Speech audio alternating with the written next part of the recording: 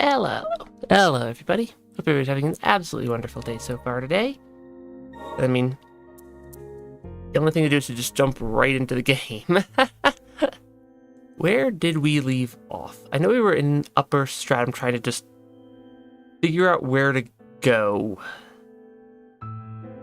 Yeah. We were just in Upper Stratum trying to figure out the best directions to head, since the whole area is a little bit on the dangerous side. Just a little bit.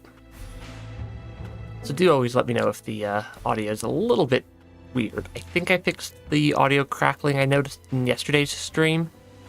So hopefully it doesn't do that anymore. And hopefully it just works correctly now. I do see that there's something we missed on this screen. And I know that there's something we missed because the map itself generally does a pretty good job of showing me what got missed by just the nature of having a blue background if everything's actually been found, and the grayish background that it currently has if something hasn't been. So it doesn't actually tell me what I missed. Just that something got missed. Also, these enemies being way up in the air makes them a little bit harder to actually fight. Yeah, enemies being way up in the air does make them a little bit harder to hit. Because we don't have the best vertical movement abilities I've ever seen in a game. They are workable. Okay, there we go. That's what we were missing. Sometimes what we're missing is just an actual pathway in the room. Sometimes it's a pathway in from a different direction with a rather terrifying enemy type. I don't know what type of enemy this is. I don't think we've fought one of these before. Okay, there we go. They're not considered a strong enemy, or like a boss type enemy. Since boss type enemies don't have a chance of getting instantly beaten by our attacks.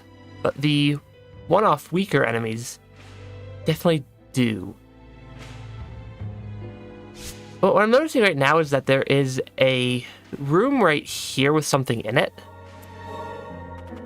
off to the left of the room to the right, which is probably a slightly confusing way to describe things. Probably a slightly confusing way to describe things. But, I mean, it is the left side of the room off to the right side. That is a very chaotic entrance to that room right there. Okay, let me make sure I'm standing outside of the range of the Doomsday turrets when I try to attack them. Though also the friendly helper enemy up above that heals them does make them a little bit harder to actually defeat. I'm not sure what I think of that type of enemy. Like, they are a fairly fitting enemy type. Ah, yes. I'm just gonna get blasted by laser beams everywhere. That totally makes sense. Do I have a way to avoid getting blasted by the laser beams? Presumably not. Even if I run over any further... If I run over any further, I just run into the sword enemies. That's kind of one of the main difficulties I've noticed in this game, is that every enemy deals a... Like, I have basically the entire top of my screen worth of health, and most enemies are still capable of defeating me in only a couple of hits.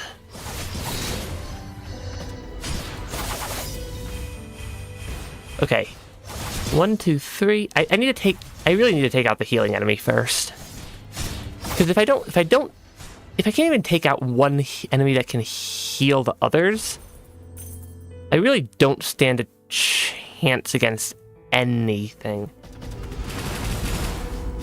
Can I somehow take out, like, this particular singular laser turret? Because then I can go back the other way and start thinning out all the other laser turrets. Now that I have a slightly safer spot to stand. Yeah, now that I have at least a slightly safer spot to stand, I think I can start working through all the other turrets. Okay, 1, 2, 1, 2, because then I can jump back down here and I'm not as worried. Yeah, I just need to be careful with how I actually get through the area. Slowly picking our way through the enemies. I do like the fact that the game actually does let me still attack through the wall. That is like one thing that slightly saves me in this game, with all the difficulty that basically every type of enemy actually gives me. I think I need to clear out this section of turrets as well. Okay, 1, 2. I think I just need to be very, very careful and just pick them off as slowly as I feel I need to. There we go. There's still more. So I remember we have the ability to launch off walls across the area, and I think that'll let me break this wall. Okay. We at least got in. There appear to be multiple types of enemies just standing directly inside this room. I want to take out the flying one first because... Yeah, I think I need to take out the flying enemy first, so that I'm a little bit safer from the one on the ground. The one on the ground also deals a lot. I was going to say they deal a lot of damage, but that's kind of everything in this game that deals a lot of damage. I don't think I've seen a single enemy type in the entirety of Ender Magnolia that's not capable of, like, two-shotting me. Or maybe two to three-shotting me, I think, depending on what enemy it is. There we go. I'm guessing there's an item here somewhere. Yes, there is. Indeed, there is. That is a lot of materials. I'm still not actually super sure where we need to go. Where we need to go on the map. There's some stuff marked as incomplete over here. I'm guessing there's a lever to open that door hidden somewhere. I'm not actually sure where. A lot of stuff up here. Still some stuff over to the right. Maybe I go take a look at the stuff over to the right next, at least. Even if I'm not entirely sure that's the correct way, that is still a explorable direction. And yeah, they really did put all their defenses into the upper stratum. Maybe I should try launching off the wall. Let me sneak through the rooms a little bit faster. Though I do think I need to actually go through that doorway in the middle. Yeah, in order to go up, there's a doorway over here somewhere. There we go. Ah, yes. A perfectly safe room to go in, to spawn into. It's only full to the brim with...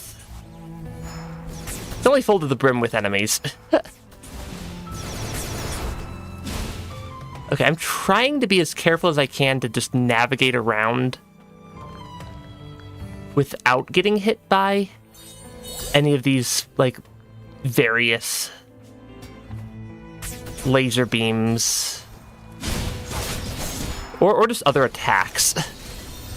Okay, 1, 2. I think I'm gonna heal again. This is a lot trickier than I think it looks like. Just due to the fact that every single enemy that can deal damage deals basically an entire, like, a significant chunk of my health bar. Administrator's Amplifier. It's at least an upgrade material. And it does mean that there's more here that I haven't unlocked. Because I see the lever for this store here.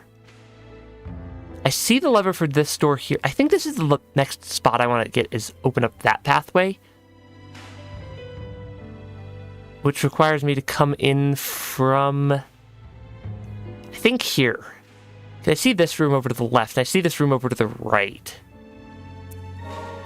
I'm not sure what's in either direction, but both of them I definitely am going to need to explore at some point. I think the fastest way over is to sneak through this room, go down and across, and then back up. This room's at least not the most dangerous room I've seen in the entire game. Because this room only has a couple of enemies that don't really move. The enemies not moving does help a lot. At least for the very, very small number of them that applies to.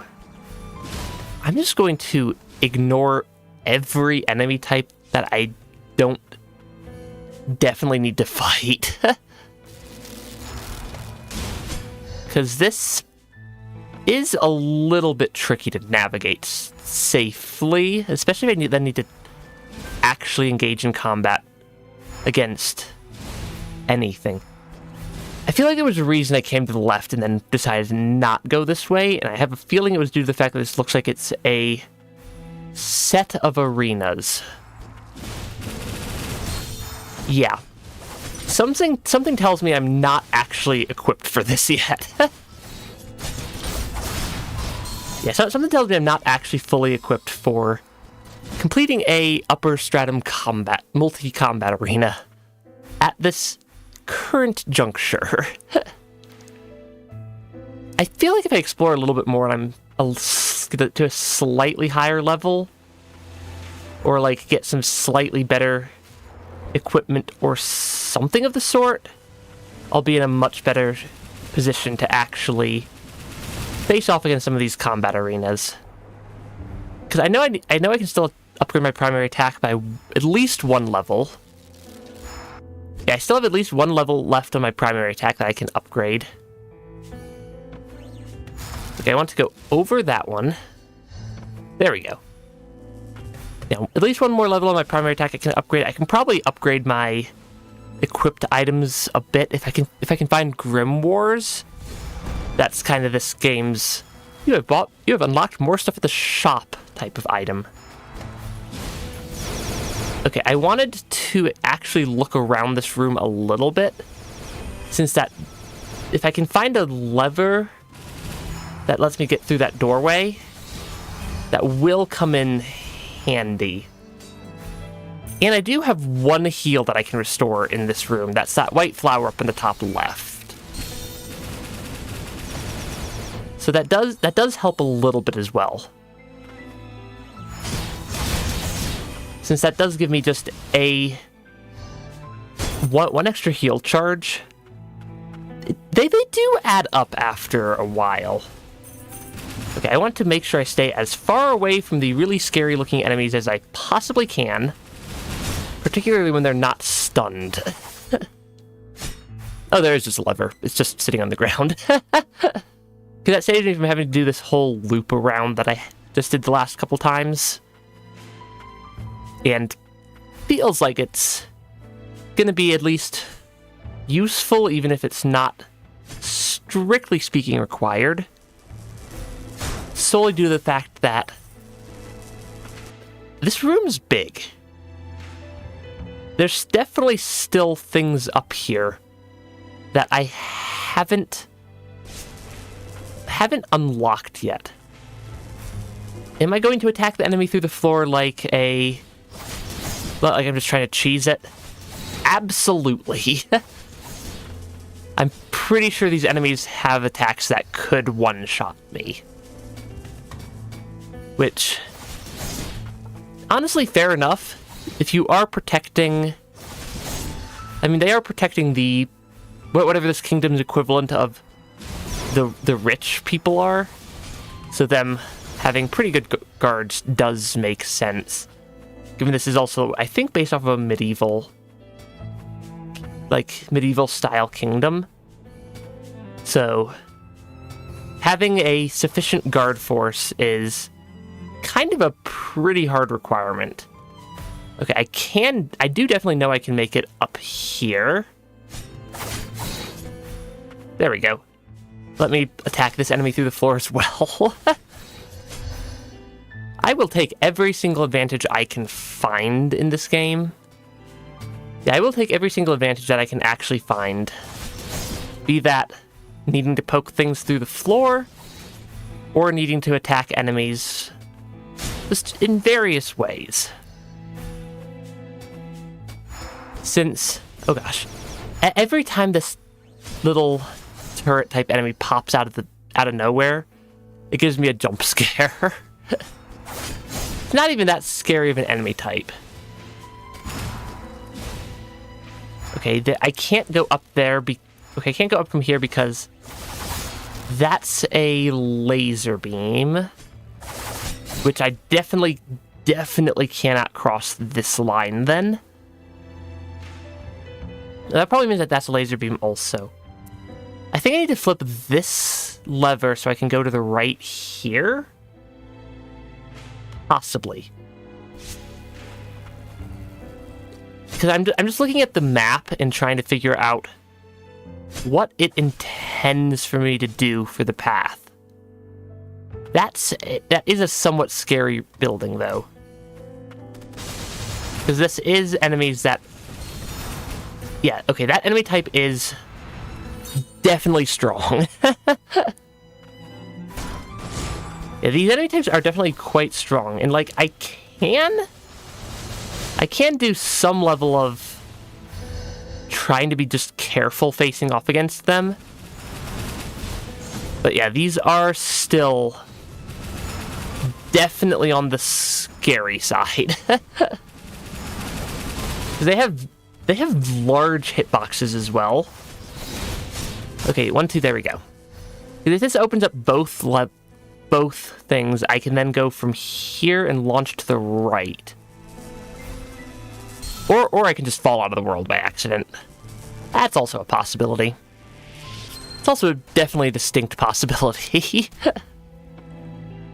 Okay, what is over here? This looks like... That looks like a boss fight. Mini boss fight, presumably.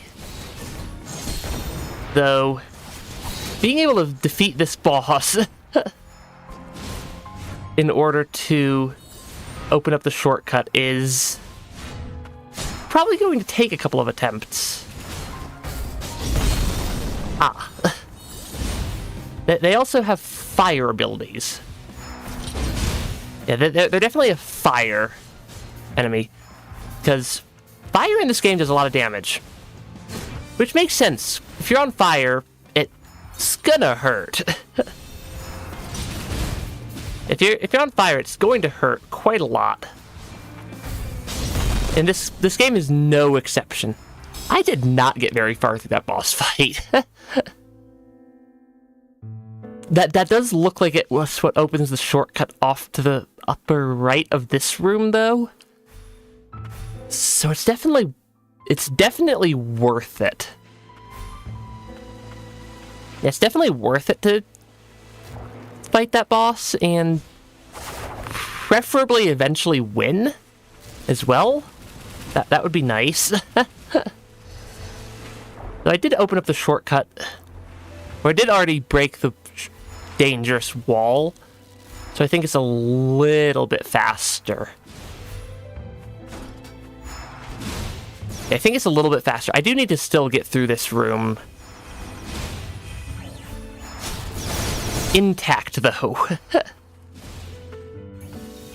Which is always a little bit more difficult than it seems. Yeah, just getting through this game in one piece is always kind of tricky. Did I already unlock everything from the shops? Can't tell. I don't actually know if I've actually unlocked anything in the shops yet. I can't remember if we did that, if we got any unlocks last stream. Okay, let me just jump out that window. Oh, right. It's one jump. 1, 2, 3 dash 1, 2, 3 jump. Yeah, you can go a long ways horizontally in this game, and it actually kind of expects you to be able to figure out some of that part of its movement mechanics on how to just go a long ways horizontally. But I suppose I could use the dash ability as well. Yeah, I suppose I could use the dash ability as well. But this boss fight here... Oh, there is an extra heal right at the entrance. I didn't notice that last time. I don't know if that actually makes it any easier. Given you can see how much damage a single attack from this boss actually deals. Yeah, you can definitely see how much damage even a single normal attack from the boss actually deals. That is a somewhat terrifying attack. Okay, I want to... I think I want to just stay as far away from the boss as I can so that I can actually stand a chance of dodging some of these attacks. Yeah, this is terrifying. Yeah, even the normal enemies that aren't bosses are already still pretty scary in this game. So a boss type enemy is like a major cause for concern. Okay, I'm pretty sure at least half of the boss difficulty comes from the fact that I did select my game's difficulty to be hard instead of normal. So I don't think I can be surprised that the game's hard. Okay, I do want to make sure I avoid those attacks. Yeah, he's doing like some sort of parry attack. Yeah, that's some sort of parrying attack that is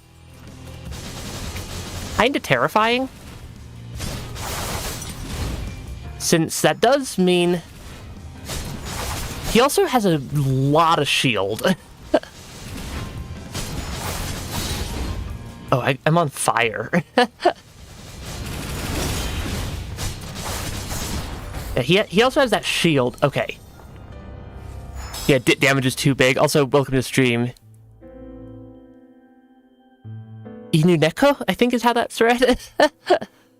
The font on my chat window is really small. But yeah, the enemy does a significant amount of damage. And there's also definitely not a boss fight I can read chat in the middle of. I wonder if my little owl friend is making the boss fight more difficult solely because they attack during the parries. Because if it attacks when I'm dealing with a parry, or like having to parry the enemy, that would not be helpful. Okay, take out the enemies up here. There should be a healing flower up here. Because the boss also has a little bit of a run back. They will open up a shortcut once I can beat the boss. That helps at least a little bit. Yeah, them opening up a shortcut once I beat the boss does help at least a little bit, but still requires me to beat the boss first. And not the easiest boss ever. I can read Japanese fairly well. not my native language, so sometimes I completely misread things, but it's good enough for me to get around and not get, like, completely lost.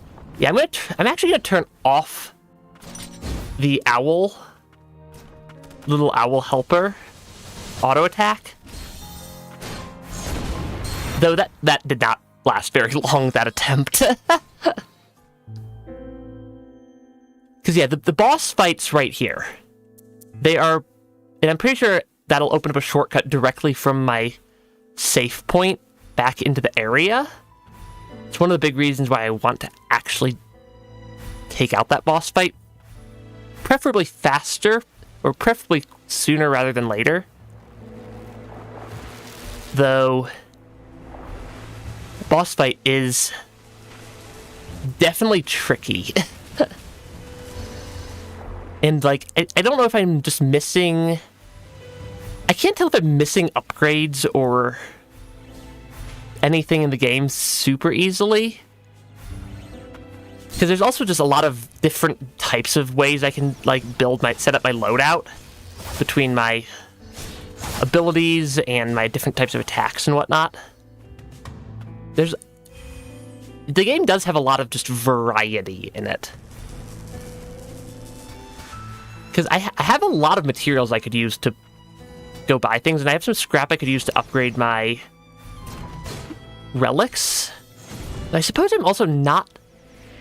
I suppose I have more exploration-focused relics and whatnot equipped instead of the ones that I've been using for boss fights elsewhere. So that's at least something.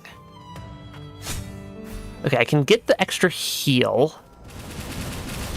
Because, yeah, this is not an easy boss fight. Yeah, this boss fight definitely is not easy.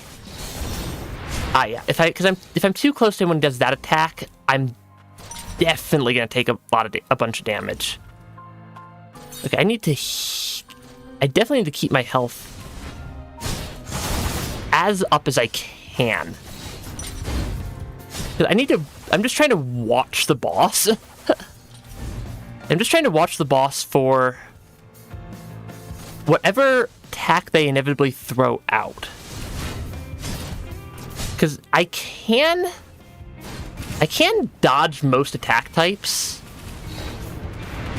Yeah, I can dodge most attacks, especially if I'm not... That is a somewhat terrifying parry attack. Because they will just throw it out randomly, it looks like. It does look like they do just randomly throw that out. Parry attack out. Which, if I'm too close to them when they decide to throw that out... Though if I'm too far, also, I can't get in and get any extra damage. I should be more careful. Just trying to be as careful as I can be. This game's boss fights don't really expect you to play super aggressively. They expect you to, at least on this difficulty, play cautiously. Yeah, they tend to expect you to play a lot more on the cautious side. Which does run contrary to how I play games a lot of the time. I tend to be a much more into the how fast can I play a boss fight, like glass cannon type play style, where my goal is to just go as fast as I can. That was not a great attack on my part. It was a good attack on the enemy's part. They're down to about half-ish health now. I can slowly pick them off. Though getting hit like that is highly unfortunate, because that takes my entire health bar basically at once. Is there anything else I can go buy at the shop? Where was the shop even? It's in the central stratum. It's down. Okay, it's down here. The map is large. Yeah, the map is quite large. I could get some magic vials if I want. That'll let me equip more and expensive relics. That might let me upgrade things. Though I don't really use Garm, Hati, Motley, or Lars in boss fights. I don't know if any of these items are actually really new. I don't really see any new items there. I may purchase out some of the upgrade materials just for the sake of having them, and then buy out a couple of upgrade or a couple of extra relic vials. And then I can also upgrade some of my relics here as well. Actually, I should switch to I should figure out what I want my combat relic set to be now that I have a couple more slots. I have found some number of things. This is a lot more my exploration combat abilities. This is much more my... Okay, I need to actually go defeat things. Loadout. Because it has more and higher damage. And a lot more break damage that I also deal.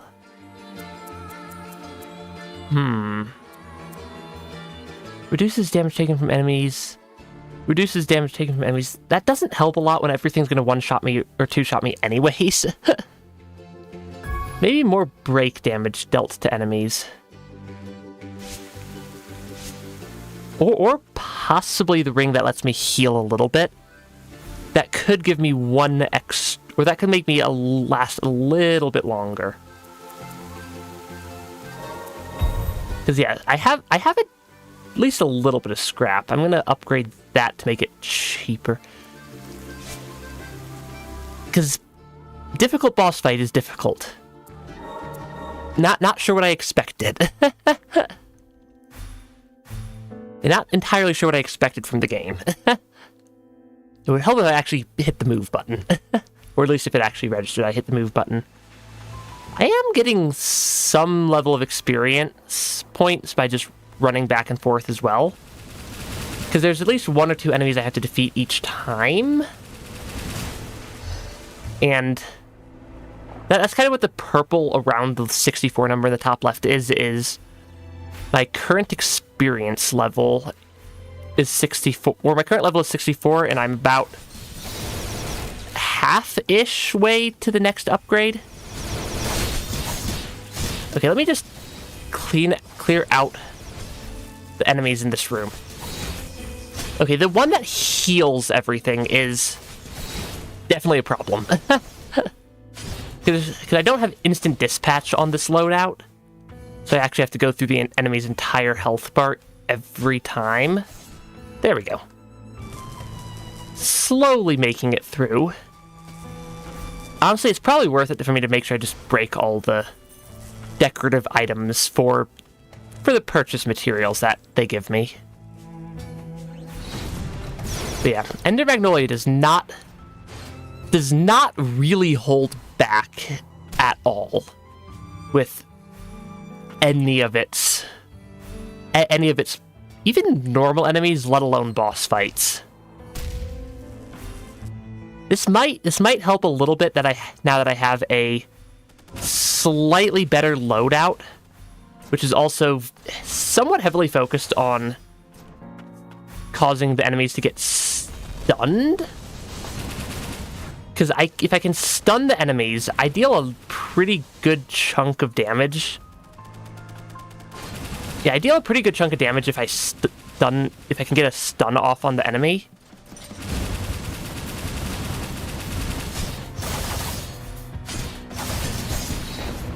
Yeah, because my primary attack is a lot stronger than my pressure attack, which is my ranged attack. really, you are going to throw out the same attack a lot of times in a row. They at least don't have a crazy variety of attacks, so much as they just have attacks that deal a crazy amount of damage. I jumped too early there. I need to put out the fire. You'll notice I start dashing around when I get lit on fire in this game, because turns out that dashing in this game does also actually put out fires faster than you would have them get put out otherwise.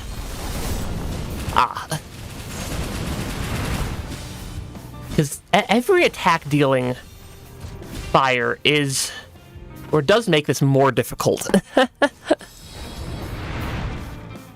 Because I really don't have much. I really don't have much in the way of, like, wiggle room if I get hit by an attack to then recover.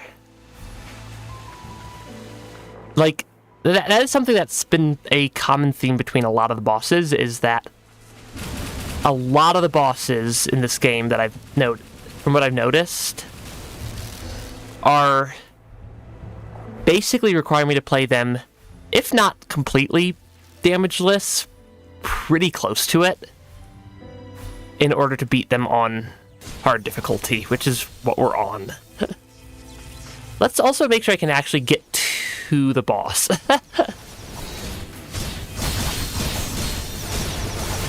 Yeah, let's also make sure I actually get to the boss. That would be preferable. Because I can heal that, because there is one more, I do get one more free heal from, I do get one more free heal at the entrance to the boss fight. Actually, it might be faster for me to get to the boss if I go up and then dash across. Because I think there's a gap between the buildings where I just dash all the way across. Yeah. I am getting faster at the run back for the boss also. Okay, because I just need to be very, very careful.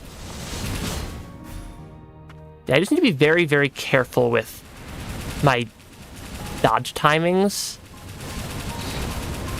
Okay, if you're just going to throw out that attack repeatedly, I can work with that. Yeah, the spinny blade attack is a little harder for me to deal with, because it's a longer range. Yeah, the spinny blade attack that he throws out is a longer range than my ranged attack, so it prevents me from being within attack range. Okay, 1, 2, 3. That's gonna stun. I need to not get hit by his attacks, though. Because, yeah, they all also deal fire. Yeah, they also all deal fire damage, which is somewhat problematic. Yeah, I don't really have a good counter for that particular attack. What are you going to do? You're going to do a swing attack. Because I never know if I need to jump away or not during some of these attacks, because they do at least have unique telegraphs. Yeah, the attacks do at least have unique telegraphs on them. That does help. And also, I am in my more combat-equipped loadout now, for this attempt. So I deal a lot more stun damage. Okay, I do not want to hit him. Okay, I need to heal. Yeah, I need to focus on, or more on getting stuns off. Because, like, my pressure ability does slowly whittle down his health as well. It's just not nearly as fast as my primary attack, which I suppose makes sense given its job isn't to be a primary attack, it's to inflict break damage to help stun enemies. Yeah, that's what that's what the secondary attack's primary job is. Okay, this is going better this attempt. Because we are pretty close. There we go. There we go. So at least one more boss hopefully defeated. I haven't seen the actual toon text that I get after bosses yet, though I think it might not actually exist on this one. Protect Empyrean Parasol. Failed my duty. Please stop, Master Gilroy. All by himself, Lord's burden. Nothing left to protect. Forgive me. Done all I can. You have earned your rest. We got upgrade materials out of that. Yeah, we got some upgrade materials out of that. And what appears to be some level of at least a shortcut back to the save point. I do have several upgrade materials. I might as well use them. Enhanced abilities. I can't upgrade my... like, really any of the abilities I'm actually using. I can't really upgrade the abilities I'm actually using that much. But I can upgrade some of the alternate versions in case I feel the need to use the abilities later. Because from what I can tell, there are enough upgrade materials. Yeah, from what I can tell, there are enough upgrade materials to actually fully upgrade everything eventually. Though they do get quite expensive after a while. Also, the fact that the upgrades, the like 5 stars next to the upgrades don't actually mean that much is slightly amusing to me. We really did have a lot of upgrade materials there. Okay. And I'm gonna save now that I've actually beaten a boss fight. I think the game autosaves also, but I'm not 100% sure. Because we do have a new room off to the right here as well, which might be a shortcut over here. Or let me get up to this lever, because if I get this lever, I can break into here, and then I can launch off this wall to break over here. That is at least a chain of things I can probably do. Ah, yes. I should stay as far away from the explodey things as I can when they're not actively trying to explode me. This is also a somewhat tricky room already. I see the item down there. I want the item down there. Every single item in this game does add up with how useful it is. I should probably switch back to my exploration loadout at some point as well. But yeah, 5 more max health. It does add up. And that is why I did not want to get close to those. They deal a pretty healthy percentage of my entire health bar if I get caught in their little mini explosions. Oh, I need to launch off that wall and then go across if I want to break through there. Though there is something up in this room as well. Okay, I need to open that. I need to open the door to the right. Yeah, this game does like to hide things in some slightly weird locations at times. Both hidden way up on the ceiling of the areas. Not like this. So I need to break through from a different direction first. It's a giant tangled maze. That's what the entire Upper Stratum feels like, is one...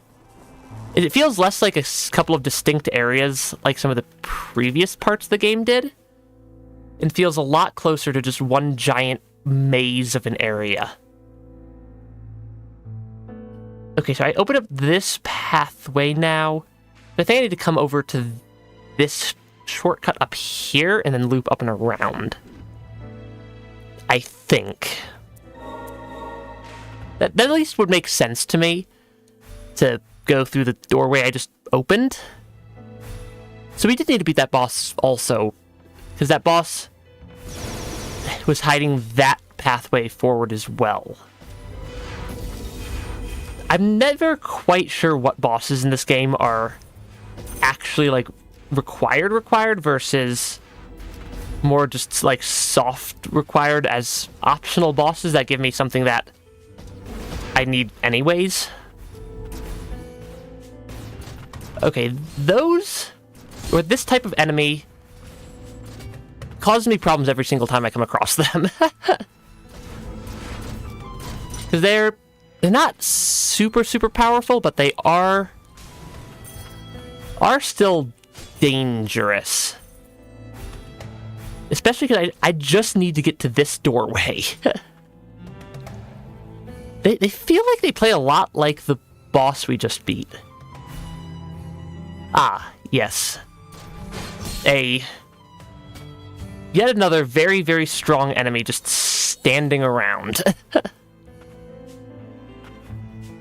I will say, they definitely invested in their, like, defenses for the Upper Stratum. I do need to remember to swap over to my exploration loadout at some point here, because that will help a fair bit as well, because a lot of these enemies are also considered not the strongest type of enemy. That is a lot of damage, and I'm not sure I can put out that fire in time. 1, 2, 3, 1, 2, 3, there we go. Yeah, these enemies... This enemy type's also pretty dangerous. Yeah, I keep having to, like, do weird movement stuff off the walls because I don't have as many of my various upgrades equipped. Okay, there are 2 enemies in this room, which are... Or there is also a lever in this room. Okay. I think I need to defeat those enemies in order to flip this lever to go left again. Though there is still something else in this room. I think I see it up here, though. Anytime I don't see blue for the background of a room, it means I've missed... It means I missed some item somewhere. This at least gives me a short cut of types. I really do need to swap my abilities back around at some point, though. Or my equipped relics back around to the slightly better... Yeah, to the slightly better combo for exploring. I'll do that next time I'm at a respite, which honestly is probably going to happen pretty quickly, if I had to guess. Yeah, if I had to guess, I'm going to wind up at a respite, getting sent back to a respite by one of these enemies relatively quickly. Can I break their armor? I can sort of break their armor. I'm on fire, and I am out of health. But welcome to Ender Magnolia. That is so much of the game. Because, yeah, relic slot, or relic pile 2. Actually, I think I'm going to unequip my... These are all pretty useful, though. I'm going to unequip the headless gold statue and replace it with something that maybe helps me heal. I think I can equip that. That might help. It is definitely a somewhat better loadout for equipment set for just exploration, due to the fact that a lot of these strong enemies, since they're not considered bosses, I will occasionally get a insta kill on. Like that. I'm not actually sure the percentage. I'm not actually sure the percentage chance it uses. It doesn't actually give me a specific number. But it's definitely enough that I regularly notice it. Okay, I like how I didn't even have to hit the enemy type for it, or the enemy for it to decide that it's done. That's just done trying to face off against me. Because we are... Okay, I can climb back up the wall. That is indeed something I can do to get over here. 1, 2, 3, 1, 2, 3, and jump.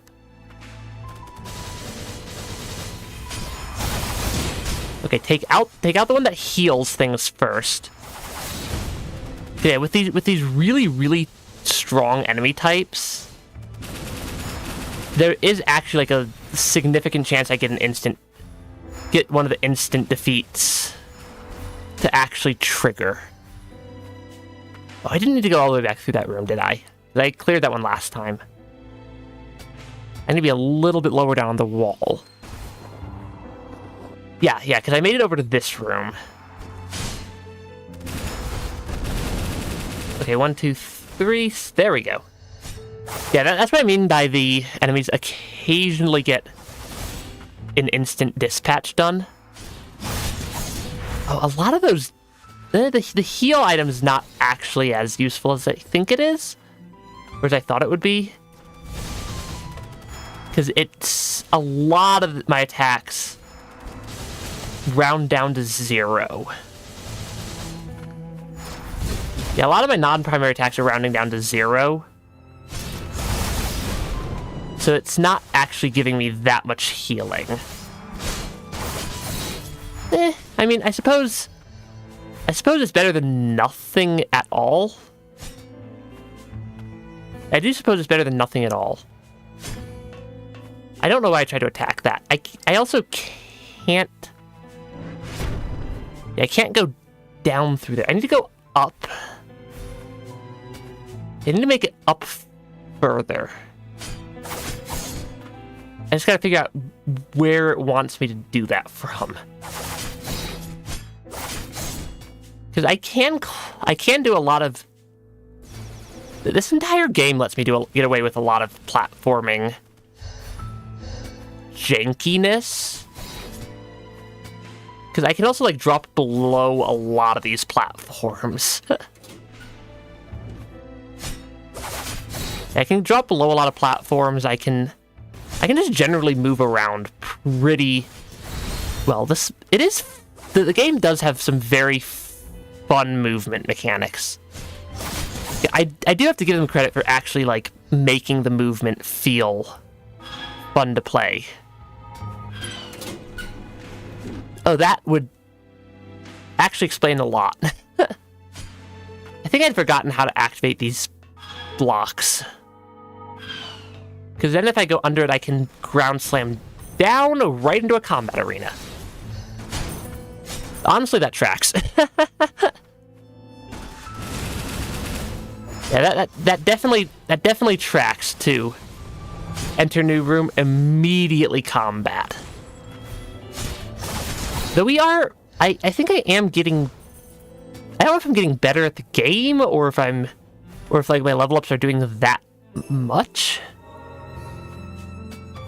But I am noticing it is getting quite a bit easier for me to actually make it places as well.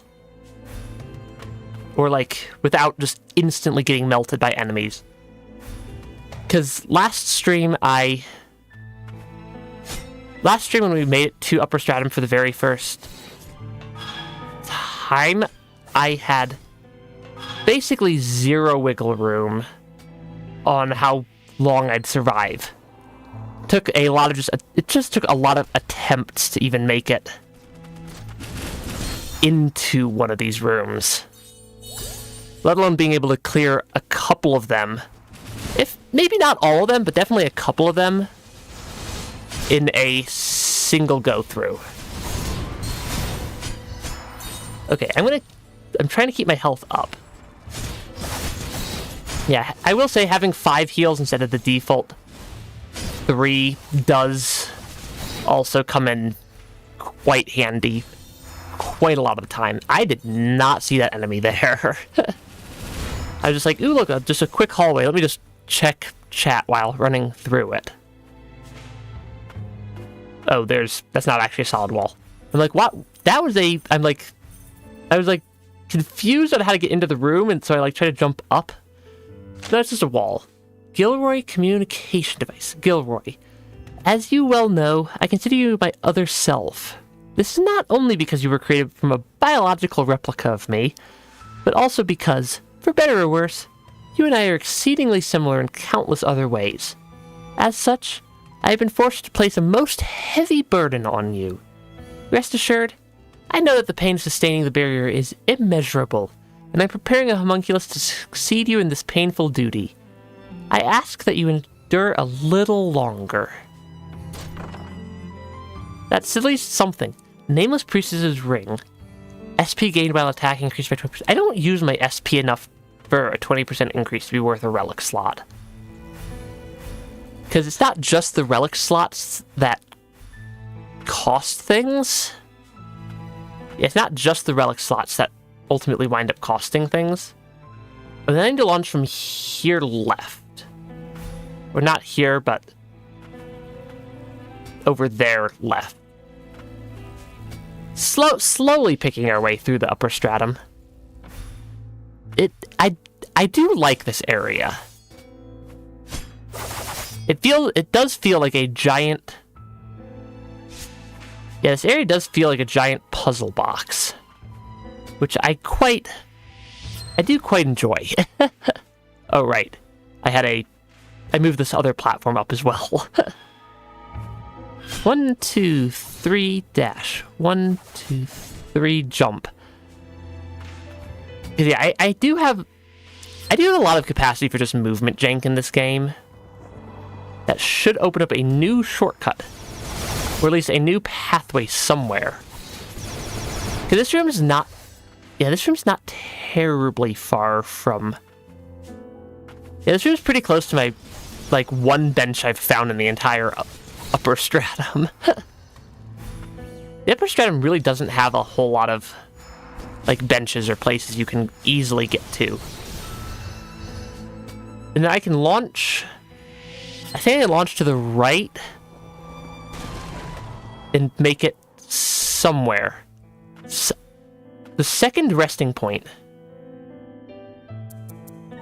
What? Because yeah, the abilities ring that I picked up isn't actually that useful.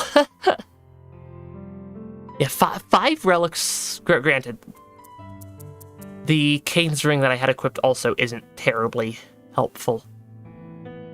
Helix Crystal would be more useful, but also still not crazy good. Reduces activation time and increases damage. Because yeah, there's not... I may just equip something that just increases break damage even more. Or damage dealt by primary abilities. It's actually a better ability than I think I realized. Because that's 15% extra damage from my primary attack with no additional considerations. I think I might equip that on my more combat-oriented loadout. We've come a long ways. We've even climbed the Empyrean Parasol. Down in the lower stratum, you'd look up and see this place off in the distance. Lilac, you ready to face Gilroy? I am a little nervous, but with all of you here, I think things will work out. I, too, am grateful for all of you. I've got your back. That didn't sound like you, Nola. Not that I'm complaining. Let's keep moving. Why does that sound like we're prepping for the final boss fight? Yeah, that sounds suspiciously like final boss fight prep talk. But pay me no heed. Continue forth. Which, hopefully this is more akin to a lot of the other bosses we've had to face off against in Ender Magnolia. And less akin to the bosses we have. Because we also only have a couple of rooms left on just general completion of the map. A lot of which I think was locked behind. I'm going to run to the left first. Ooh, there is an item over here. I like when my random running around just gets me a new bonus item. It's 5 more health. That is, I think, worth something. Because I suspect... Ah, yes, he's just floating there. Trust no one. Those were the final words of our Lord. Is he just gonna show up? Yep. And that is why I do not care for your words. We know the barrier draws its magic from the land of origin. If you are responsible for sustaining it, and it is weakening, it is almost a certainty that it is your blight-addled mutant consciousness causing the blight to spread further. That is a much more complicated sentence to read than I think it's supposed to be. Surely you must understand this. If not me, then who? Who else is worthy of sitting upon this throne? I shall conquer the blight eventually. And once I'll do it. What? I shall take your place. After all, I was built for the task, wasn't I? Why do you... I have remembered why it was that I felt such a desire to return to the Upper Stratum. Nola, you cannot carry this nation upon your shoulders. Gilroy, brother, I will have that throne now. Something tells me he's not gonna just hand over his throne. That is a, lot of health. Gilroy is always an interesting boss fight. Because we fought him several times already, and he is very consistently a pretty dangerous boss fight. Great, I'm still in my exploration loadout. But something tells me that given that this is what we've been working towards the entire game, this is actually the final goal of the game as well. Are you just gonna keep throwing swords at me? Or are you gonna do something? I think he's just gonna keep throwing swords at me. Okay, noted. Because I do think that that's presumably gonna be the final boss. What did I miss in this room? Because I missed something here.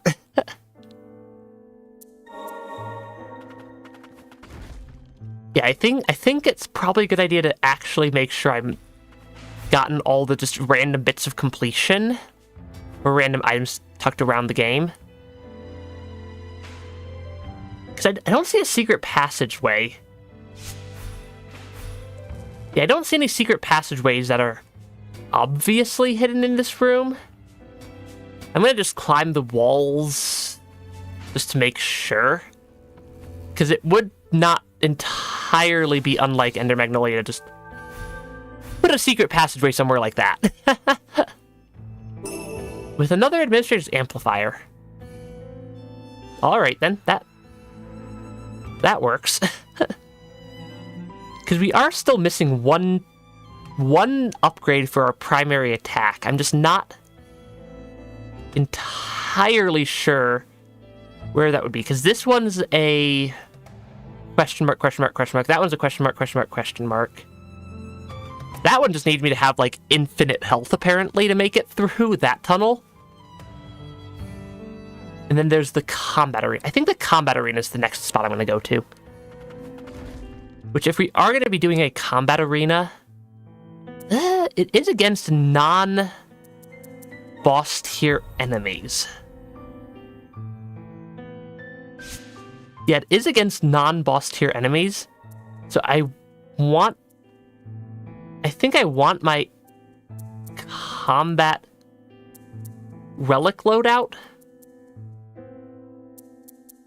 But I want my combat relic loadout with...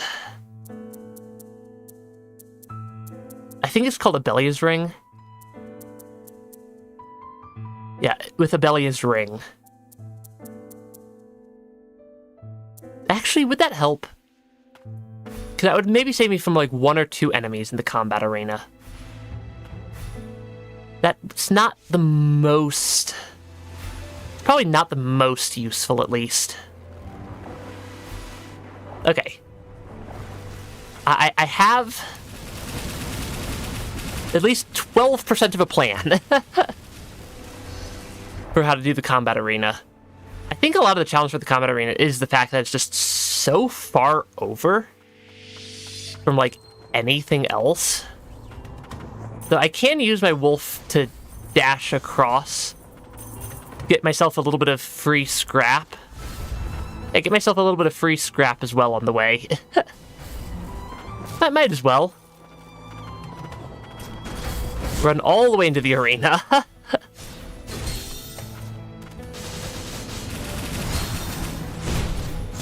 Okay, that did not actually work out very well. Okay, I did make it to the arena fairly easily, though. Which was at least part of my goal. And, I mean, getting some scrap from the run back does make it at least slightly useful. Since I can use scrap to upgrade my relics, I can use I can use the materials I get from running through some of the pots to also just get a little bit of upgrades at some point, maybe? Though also, if they're just going to attack me and actually somehow manage to hit me on the way to the arena, maybe I could be a little bit safer. Yeah, fighting both of these at once is kind of terrifying. Okay, if I can take out one of them, I can take out the other one a lot more easily. Though I did burn 2 heals there. Okay, I can take it because I can fight one enemy at a time without, like, an absurd amount of difficulty. Okay, there we go. I got through that one without actually even taking damage.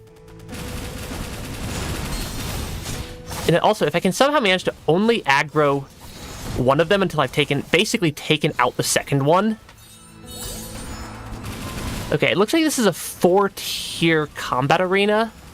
Probably. Yeah, it looks like this is probably a 4-tier combat arena. And I'm guessing there's one more combat arena up top? Yeah.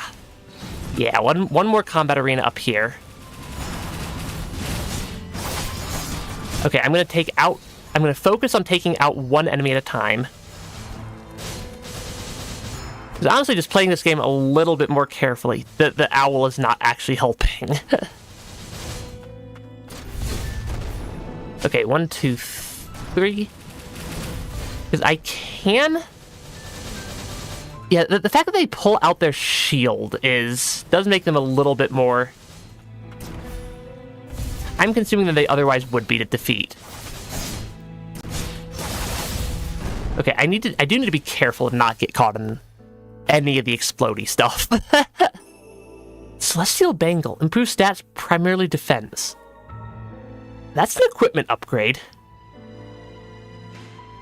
That might be very useful. I think the next thing is I need to figure out how to actually get through this long room. But my theory is if I just equip everything that gives me more, is if I just equip maximum healing, heal speed, health, move speed, and just that sort of loadout would probably work.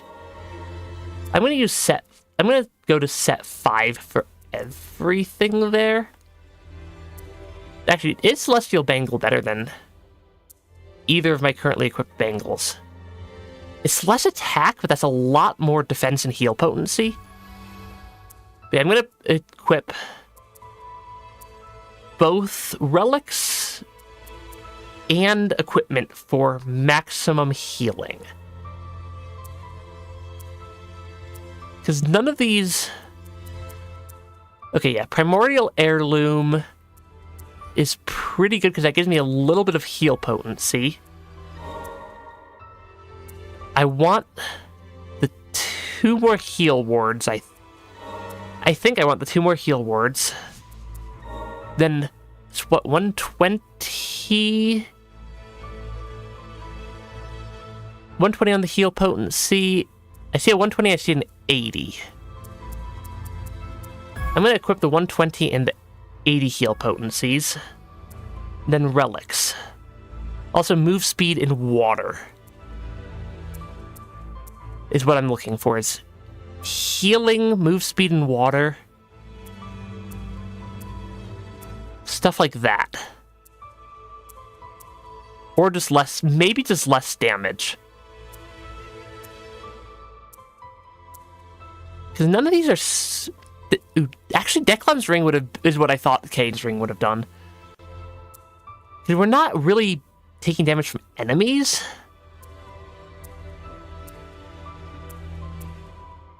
Yeah, we're not really taking damage by enemies. Slightly increase in invincibility period. Speed up healing word activation. Movement speed better is good. And then, I don't know. Because nothing here really seems to improve healing that much. Unless the environment counts as damage, or as enemy damage, that's probably not a terribly useful ability. I'm just going to equip things now. Because I don't really see anything else super, super helpful. Because, reduces activation time for Motley. That might help me swim faster, actually. I'm just thinking, because I have to dash, and then it takes a second for Motley to actually kick in. So that might help me get through this room a little bit faster.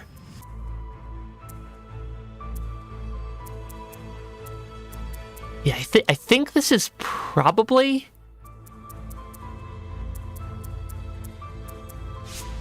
the best loadout I can think of for swimming through a room that is not outright dangerous, but it is basically just made of poison water. That's basically the entire next room we gotta get through.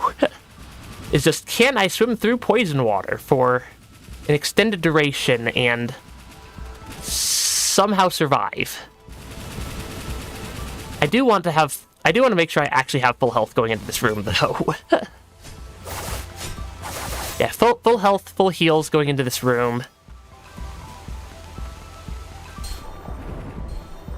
Because this is quite dangerous. Yeah,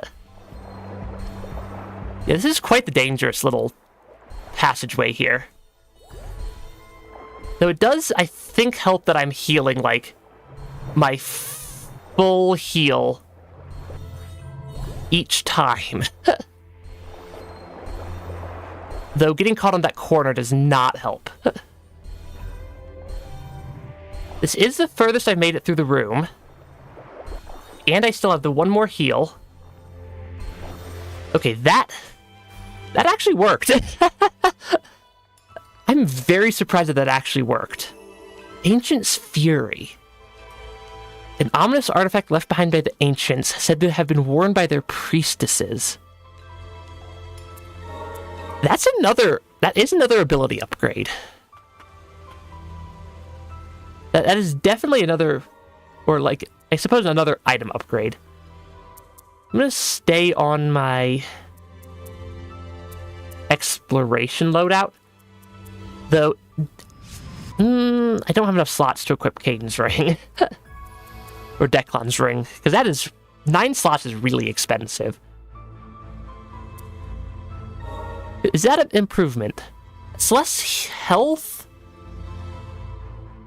Actually, it's not really that good of a bracelet, I don't think. Because the Aster Bangle...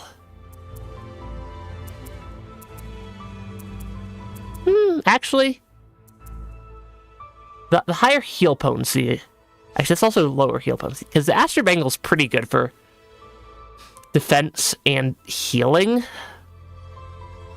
And this one also takes away health. I don't know if I actually like that item that I just spent that much effort actually getting. Thank you, Ender Magnolia. We are still missing something in that room. Yeah, there's still 3 rooms we're missing, or I guess 4 rooms we're missing things in, plus that boss fight. Yeah, what am I missing in this room? Because this room's not actually that large. Like, this isn't a terribly large area for me to be missing like an entire either item or passageway or something. I mean, I can just clear out all the enemies and then I can just run around and look for the inevitable hidden pathway that I missed. That tends to be something that happens. I need to not fall into the poison water. Yeah, the poison water is slightly dangerous. I don't really see anything.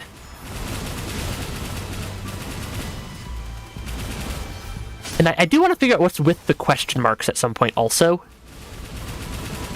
Because if I know anything about, or if I could guess, Ender Magnolia probably has multiple endings like Ender Lilies did, based off of getting near 100% map completion to get the actual, like, true ending versus some bad ending. Because that's something that Ender Lilies, the previous game in the series, definitely did. Yeah, I don't really see any obvious... Oh, you missed a secret item here. But clearly we missed something. Or clearly there's something that has not been found. And I'm just not sure where it would be, because I don't see anything in the water. There's not anything that I've noticed along the ceiling. I suppose it's possible it could be something like progression related. I suppose it is possible to be something progression related. So that feels like it would be slightly more obviously marked on the map. 1, 2, 3, 1, 2, 3, because I don't think it's anything up in this corner either. Oh, it is actually just something up in the corner.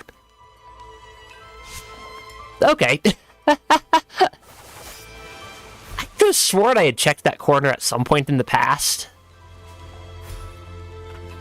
Yeah, I could have sworn I had checked there at some point in the past, but apparently not.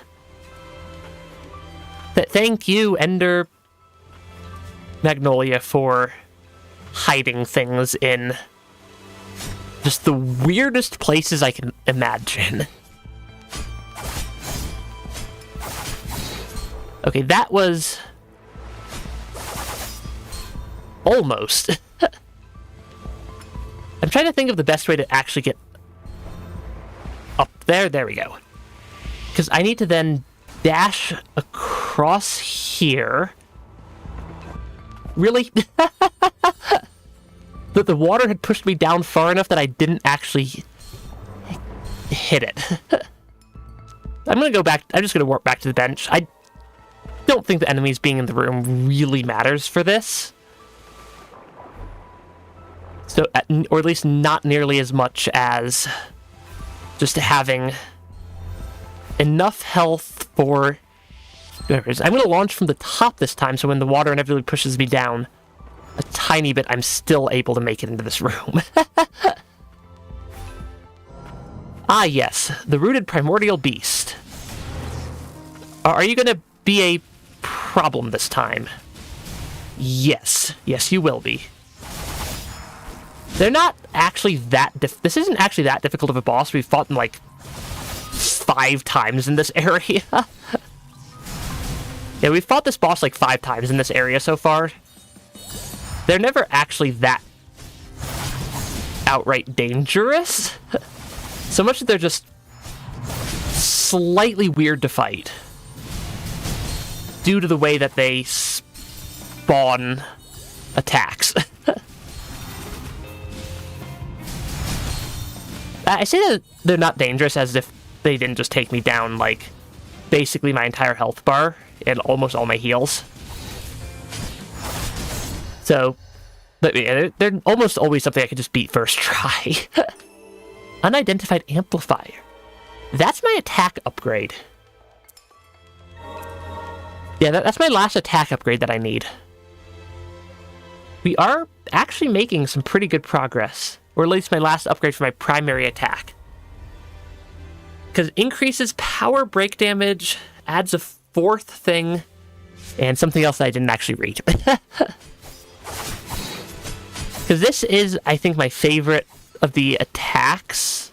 I think that's my favorite of the different primary attack abilities that you can get in this game.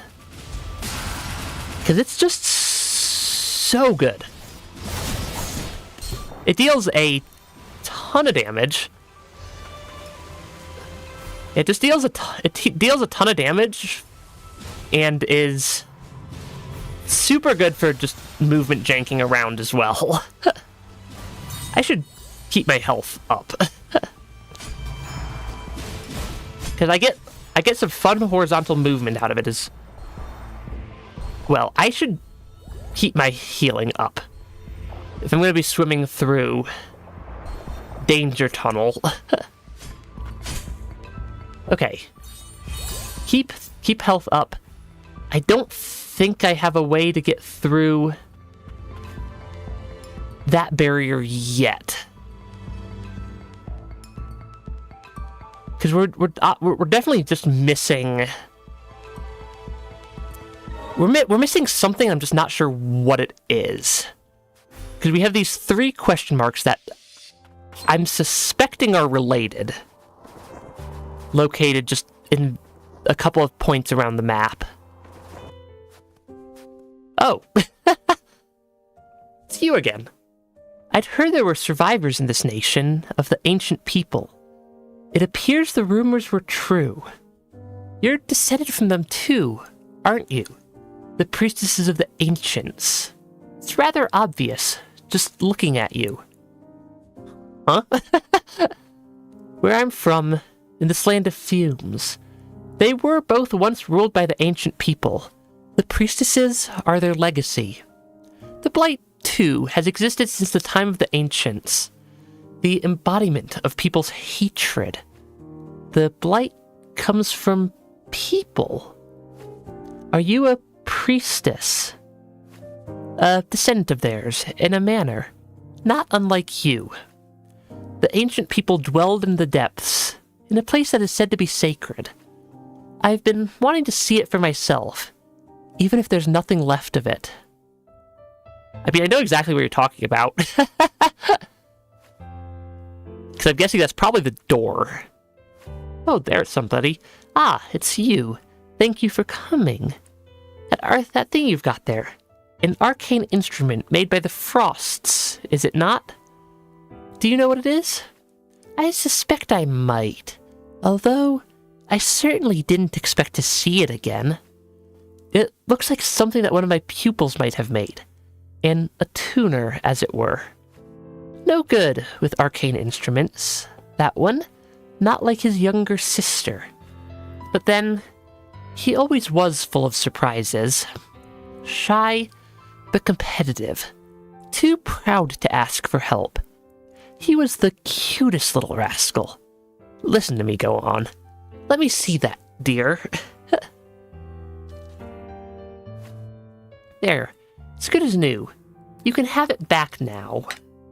I need to take a drink of water. Or I guess technically green tea. Bottled green tea. Are you sure? It's called a gear. It's an arcane instrument commonly used by attuners. Although, I'm not sure you'll find it useful yourself. Something. Incomplete gear. Slightly reduces Lilac's weight. I mean, that would make it so I can jump higher, presumably. That room is now marked as complete. Is there something up here because there's another one of those same lilies up here in Central Stratum? So I'm wondering if this one's also a triggerable cutscene yet. Not yet. Not yet, at least. I feel like I'm very close to... Very, very close to 100%. And, because I suspect Gilroy's the final boss. Yeah, I suspect that Gilroy's very likely the final boss. And that we have, like, one more quest actually left in the game. To figure out why the protagonist of the previous game is in this game. just doing whatever they're doing. I'm gonna go actually grab the free extra bonus heal that's hanging out over to the right. Because I took more damage than I think I would have preferred there. So I don't think there's actually much dangerous down here. Because I have a sneaking suspicion that just replacing Gilroy with Nola is not actually really a solution to the Blight problem, given that, at least in the previous game, there was also a giant, fun, definitely not evil, like, demon creature hiding in the depths of... In that game, it was the Verboten Domain. In this game, it's the Land of Origin. They feel very, very similar. Oh, yeah, Lily's also just down here.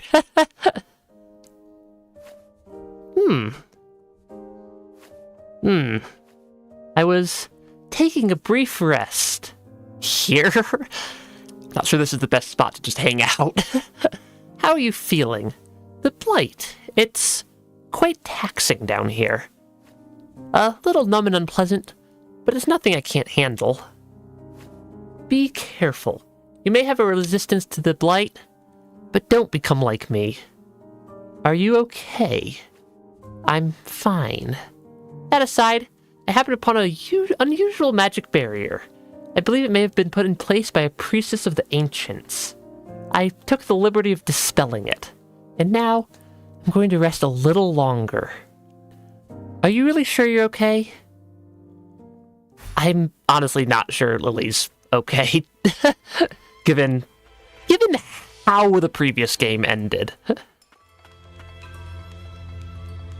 Ah, yes, there's just people in the wall now. I mean, I suppose this probably is progress. Lilia? Lilia, I'm sorry it took us so long. Open your eyes. Please, wake up. Traveling priest from friendly. Don't touch her. The blight. Oh, that's gonna be Lily. Lily at least actually knows what the blight is. Isn't there anything you can do? Even if the blight is purified, I don't know if it will save her. No. But if we do purify it, it would ease her suffering. Purifying the blight. I wish I could do it. Purify the blight. As of now, or as I am now, I have no strength. My voice wouldn't reach. All I can do is impart the knowledge of the priestesses. I'm sorry. There's even the smallest chance. If we can save Lilia from her suffering, I'll do whatever it takes. Then I will return to the surface and think of what we could do. I mean, we are suddenly, like, making a lot of progress. Lilia. Honestly, I think the upper stratum's a lot shorter than the other stratums. One of the other things.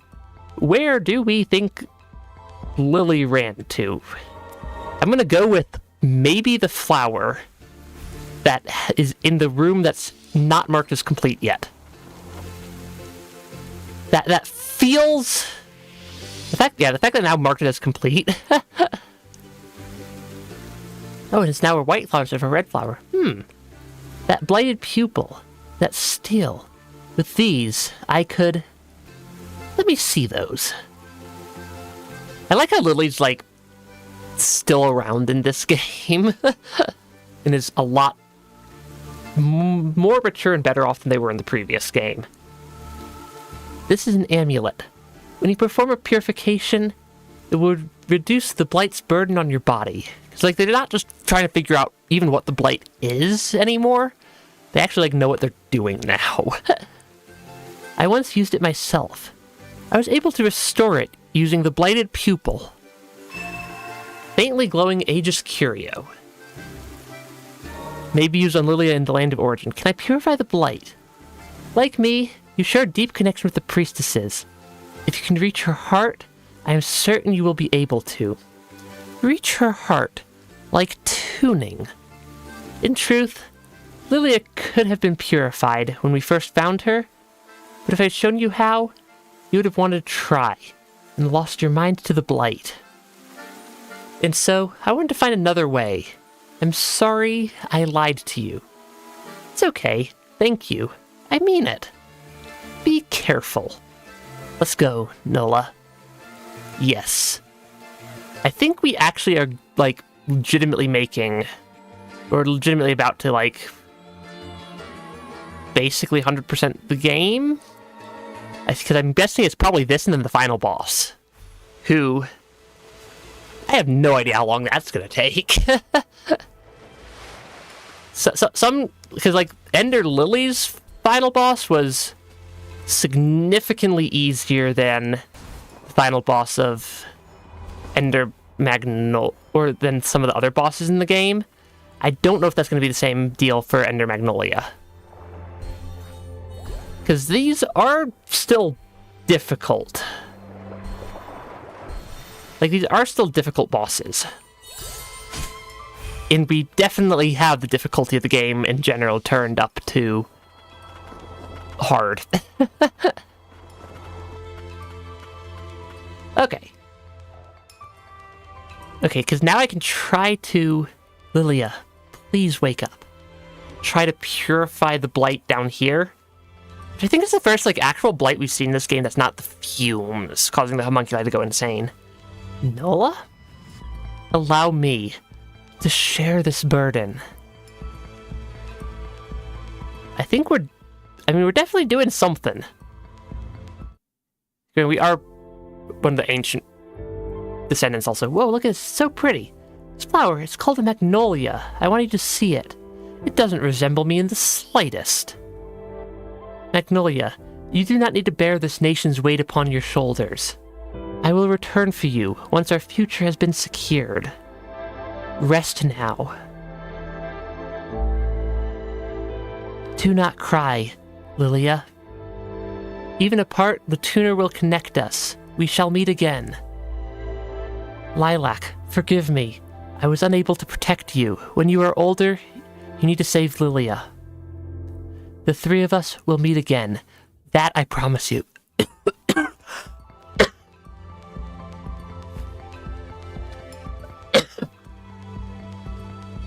So I'm like coughing up a lung right now. Oh gosh. I should not try to read fast. Those were your memories. Lilia was my attuner. It would seem you inherited that duty from her. Did we actually purify any of the blight, though? Maybe. Ugh. Lilac? It appears we did actually manage to purify some of the blight there. Though Lily is not doing... Does not look like they're doing great. They look like they're still somewhat very blight infested. I see.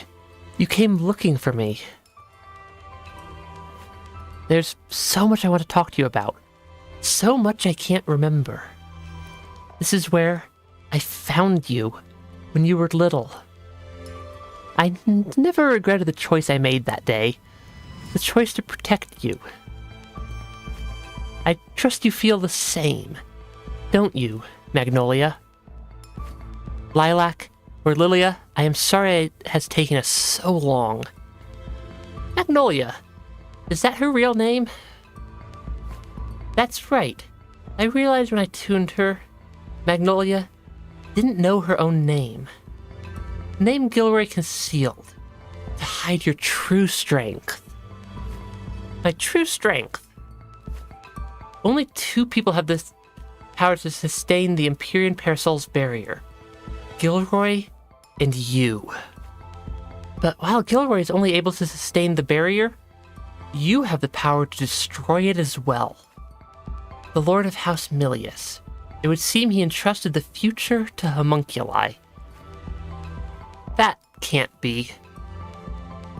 Apparently it is, though. This is fascinating. I, too, wish to entrust our future to you. Lilia. Nola. I remember giving you that name. There are other memories, too. Things I can't remember. I myself prefer Nola. It feels warmer. Haha. You said the same thing at the time. The blight. In it, I feel something. The cries of suffering. Of the lives that spring forth from the land of origin. The Empyrean Parasol. It and Gilroy are connected to this place, siphoning its magic to sustain the barrier. And in turn, Gilroy's anguish, his anger and pain, are infecting the land of origin. If I have the power to destroy the barrier, perhaps I could use the connection to put this ghoulish place out of its misery as well. Honestly. Because, like, the blight can be destroyed. And contained. An end to the fumes, and an end to our worries. An efficient plan, is it not? If you did that, you'd be destroying the source of our magic. All we'd be left with is the reign of death. I'm speaking in jest, you know? It wouldn't do to wield this power lightly. What if, rather than destroying it, we were to release the magic of origin instead? Unleash it upon the blight and reign of death? Would it put an end to the blight? It would certainly be a heavy wager, but magic is a most miraculous thing. I'll remain here. When Nola makes contact with the magic of origin, I'll help redirect it. No, if you do that, no, we just got you back. Who knows what it would do to this place? Probably destroy it. Given what happened in the previous game, probably destroy it. Lilac, I'm sorry, I can't leave this place. Huh? My connection to the magic of origin, all that is keeping me alive. Perhaps this was Abelia's plan all along. No. Damnation, there must be some other way. Perhaps that priestess we met? There is no time. I don't know how long I have. The choice is yours. The future is in your hands. Take this. It will allow us to remain connected to one another. I'm guessing that's the key item that differentiates between endings. I know how this game developer just sort of thinks. Lilia's Blighted Ring unleashes the full power of Nola's Attuner art. With it, she will be able to destroy the Empyrean Parasol's barrier. A ring that has been corroded by the Blight. Lilia's power, deeply connected to the magic of origin, resides within it. That definitely sounds like the thing that'll unlock the other endings. White Priestess's attire. Dazzling white raiments that appear almost to shimmer. They exude a mysterious aura, quite unlike magic. Honestly, I think I like the look of that outfit more than the purple one I've been using the entire game also. Lilia. I think they're asleep now. It appears she is asleep. I think I am right. Lilia's soul must yearn for release after spending so long bound to this place. This is a bit of a... I don't know if I... This is a bit of a sad bit of story. Whatever your decision, I will abide by it. Aww. Beyond the Truth. That is actually a quest update marker, and I think... I'm just going to scroll through the map. Yeah, complete. Because I can see the little blue next to the area name. And the only area that's not marked as actually complete is the Upper Stratum. Presumably because I now need to get presumably absolutely destroyed by the final boss many times in a row. Honestly, the Laborer's Tag is not nearly as useful as I think it probably should be. I could equip Declan's Ring, but I think I like Echo Device more. I think I like the Echo Device more. There's no water in the final boss. And I'm going to equip... Oh, I don't have enough slots for that. I can purchase more relic slots from the craftery. Being able to equip a longer dodge or longer invincibility period might be nice. If I can afford it. I just don't know if I can actually afford it. Yeah, that's expensive. I need like 30,000 materials to actually get an upgrade there. Which is terrifyingly terrifying. Yeah, that is a terrifying amount of damage. Also, I'm just gonna buy some of these random other items that are just here. Like if I really need to, I could farm up enough materials in Upper Stratum that I'd basically just running to the side repeatedly. Because I could probably start... Because I, realistically speaking, could start here, drop down here, go through this room, then run to the side and get materials, and then warp back and just keep looping that. But I'm not sure that's actually a effective approach. Because I don't know if these other carapaces... Because I haven't actually used that ability at all in this game. Or like the ability that I can sometimes maybe dodge. Honestly, why I'm putting this much thought in my last equipment is kind of useless because it's going to be this. I think I probably do need to beat the game both without it and with it for 2 endings. Though, of course, this requires us to defeat Gilroy twice. And if I had to guess, Gilroy is going to be a bit of a painful enemy to actually face off against. Yeah, the fact that he deals like an entire health bar every hit is a little bit suboptimal. Okay, I am on fire. That is problematic. Yeah, every attack deals about half my health bar, so I get 6. So I can take 6 hits against Gilroy before I lose. So I do stun him pretty quickly. You could also you could see how little damage I'm actually dealing. Yeah, you can see how little damage I'm actually dealing against Gilroy. And why that makes me concerned. Or presumably why that makes me so concerned. Because if I had to guess, this is also probably a multi-phase boss fight. And I haven't even made it to phase 2 yet. So maybe Gilroy's just has completely lost it at this point and won't try to do another phase.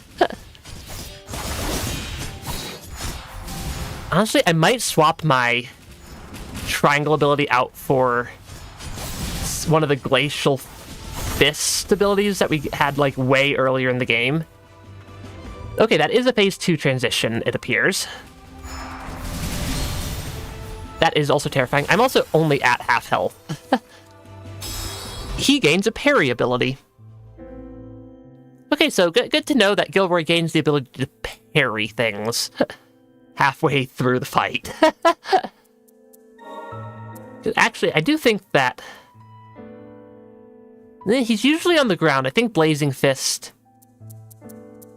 is probably going to be fairly good against Gilroy. Because this fight definitely feels doable. Might take me a couple of tries, though. Okay, I need to definitely be more careful. Yeah, I definitely need to be more careful of staying out of his attacks. Okay, that's actually going to be super helpful to have the Blazing Fist ability that I can launch out at Gilroy from a distance as well. That's a lot stronger than my pressure ability. And also can sometimes light him on fire.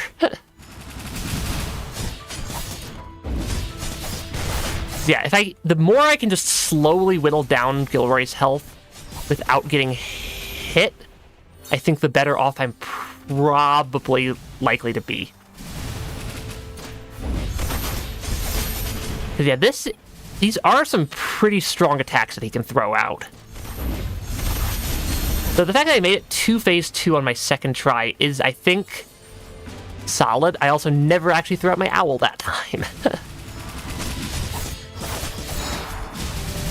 Ah, yes. I should not walk right into his attacks. Walking right into enemy attacks is suboptimal. Yeah, walking right into enemy attacks is suboptimal. But everything I'm seeing is pointing at this being the, like, game's final showdown. And then I just need to make sure I stay out of the range of the black holes that they keep throwing out. And then I really just need to not get hit by the endless flaming swords of doom that Gilroy really seems to like to throw out at me. Okay, and then avoid getting hit by the black hole attack behind as well. Because yeah, it's not that difficult of an attack to dodge, but he throws out like 4 or 5 different patterns, seemingly at random. Or at least I don't see a telegraph separating the different patterns that Gilroy can throw out for the black hole attack. And they all have a different safe spot where I can also still hit him. Though maybe just getting close enough to Gilroy. Yeah, maybe just staying close enough to Gilroy is the strategy. And or do what I did for the other boss in the Upper Stratum of focus primarily on getting a stun off over just dealing as much damage as I can. Right. He has the parry ability in this phase, and it is terrifying. Oh, I like the slightly orchestral music that is getting thrown into this phase. I didn't notice that. Okay, so I can dodge the parry ability still as well. Okay, I am low on health, but also given that this is only my, 3rd or 4th real try against the boss, I think that's acceptable.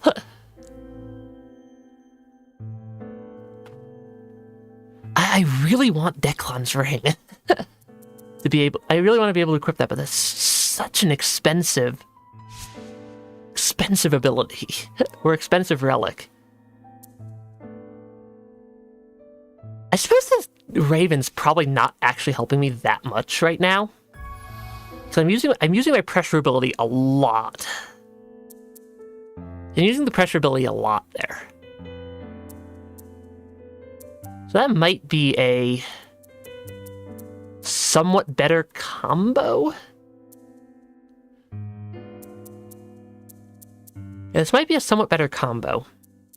Movement speed and jump height I don't think's terribly useful in this fight either. But a longer invincibility period while dodging I think would be helpful. I do like the extra damage I get, like the stacked extra damage on the ground. So I think I want to keep that enabled at the very minimum. But yeah, I think being able, or just having a longer invincibility window on my dodges is going to come in invaluable if I actually don't just get hit twice in a row. That is the tricky part of the boss being as, or bosses in this game being as just strong as they actually are, is that, wow, do things deal a lot of damage. And wow, does me getting hit one time, instantly zero out my ability to do anything. Yeah, I think focusing more on dealing break damage is the strategy, because then I can come in and wail on the boss a little bit relatively safely without getting destroyed like I am right now. That sword attack is kind of tricky to dodge. I walked right into that. I keep doing that. I do keep just walking right into the black holes on the black hole attack. That is not a great spot to be in. Because I can deal damage to the boss. I definitely am dealing damage to Gilroy and getting through his health bar. It's just these attacks. Because I also don't know how to tell which pattern he's throwing out for the like, black holes attack. Yeah, I can't tell what pattern he's throwing out for the black holes attack. At least easily. And then if I get too close to him, the swords definitely hit me. I think staying back from the boss unless he's stunned might be the strategy. Because that keeps me out of the range of black holes. That keeps me out of the range of the black holes. That keeps me in a much better spot to dodge the swords. Because the swords he throws out tend to be seem to be somewhat based off of where Gilroy is actually located. Yeah, I think that staying back from Gilroy is the strategy. And then when he throws out the swords attack, just focus temporarily for a couple of seconds on just dodging. More so than anything else. Yeah, I think just slowing down slightly is really the play. Because, yeah, he has that special swords attack where he just, like, completely destroys the area around him. That doesn't really seem to impact further away. And it's not like the pressure abilities don't deal a relatively good amount of damage also. In addition to occasionally giving me an opening. But I do occasionally get an opening for my pressure abilities as well. And I can probably throw out triangle attack sometimes as well for just the extra ticks of damage. Yeah, I think that's the strategy I need to go with. Because also, every time I get hit by those swords, I get lit on fire. Which, having to put out the fire is possible.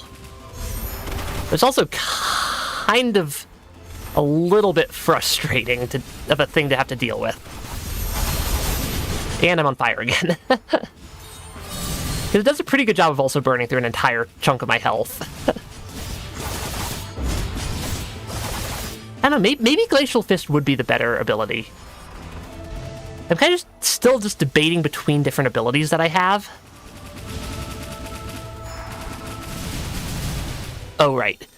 That goes a lot further out than I thought it would. Yeah, so some of Gilroy's attacks have a much wider attack range than I'm expecting them, or than I'm expecting. Okay, and then I think the strategy of just avoid staying too close to Gilroy, and when he throws out the swords attack, just make sure I'm moving. Though I can't seem to fully dodge the sword attack is the problem, because it's like so fast. Yeah, it's like such a fast attack that I can't like fully get out of the way of all of it consistently, which makes it a little bit difficult to deal with. That makes it a little bit difficult to deal with. Because he's going to keep throwing it, because he keeps throwing it out. Which, entirely understandable. It's one of the more powerful attacks that Gilroy has. It's just hard for me to consistently dodge.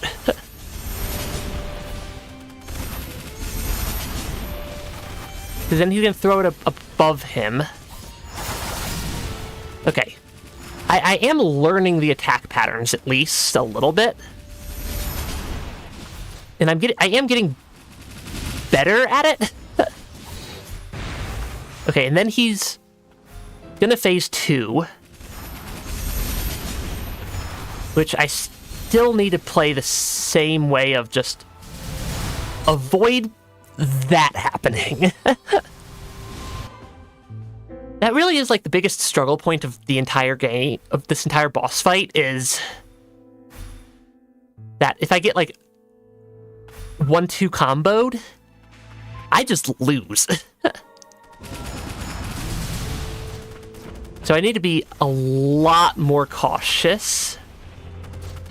I just need to be a lot more cautious about what I consider a viable time I can maybe deal some damage. Because, like, if he does that much, it's just tricky.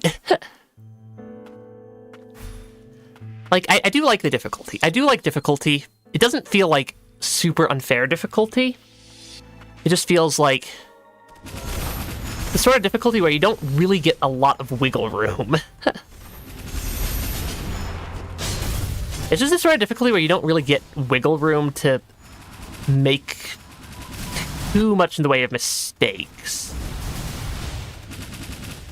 And yet, even if I like lose a little bit of damage output, like if I lose a little bit of DPS in exchange for not taking a hit, I think that's a very, very worthwhile trade-off. He also throws out so many sword attacks. He just throws out the sword attacks so many times in a row. Yeah, it's hard for me to tell exactly the pattern he's throwing out for the black holes, because he does have a couple of different patterns he can throw out. I dodged the wrong direction there. Is he gonna swords? He's gonna swords. I don't mind him doing the swords around him. It's this... Even that attack's not terrible. There's only like one variant of swords that's like basically impossible for me to actually dodge. And it's the one where he throws out like the 6 swords all just right on top of me. Okay, he's gonna phase 2. Which means he is gonna start teleporting around also. Okay, I can actually attack him quite a bit. I like it when he does that attack, actually. That attack is terrifying. Really, any of the sword's attacks are terrifying.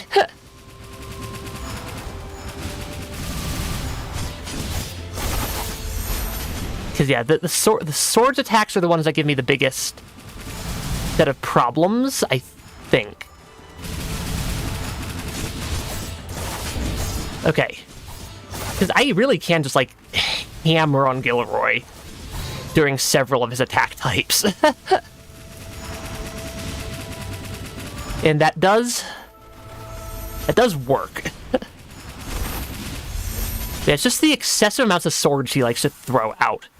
Also, thank you, Owl, for nothing right there. Triggering the boss's strong attack.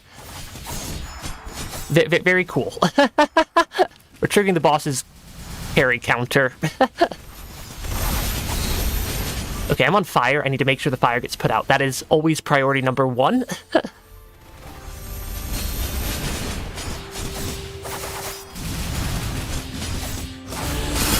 Ah, shoot. That did a lot of damage. This is why I need to stay back from the boss. Because if that parry triggers and I'm anywhere close to him, I just, like, take, like, almost my entire health bar in one hit. That was the closest I've made it, though. So I think my strategies are working. I think my strategies are starting to work. I just need to be a little bit more careful with what I consider a window I can attack in. That got me way closer to Gilroy than I would have liked.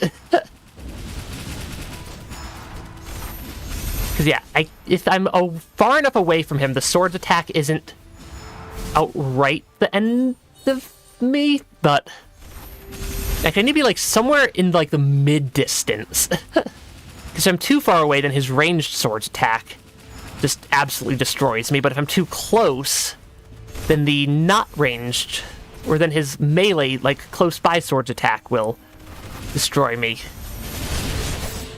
Because he has multiple different types of attacks. He has attacks that kind of cover all the ranges, but I think the mid-distance attacks are the easiest ones for me to just get out of the way of. Yeah, I think that the mid-distance attacks are the ones that are the easiest for me to just get away from and survive. Because, like, it's mostly the black holes at the mid-distance. Yeah, it's mostly black holes at mid-distance, which is evadable. The swords at long distance is a lot more difficult for me to avoid. Okay, because I can attack him. Actually, I can do quite a bit of damage during that type of attack. I just need to not let him teleport on top of me and spawn black holes on my face. Okay. Because, yeah, these are some scary attacks that he can throw out.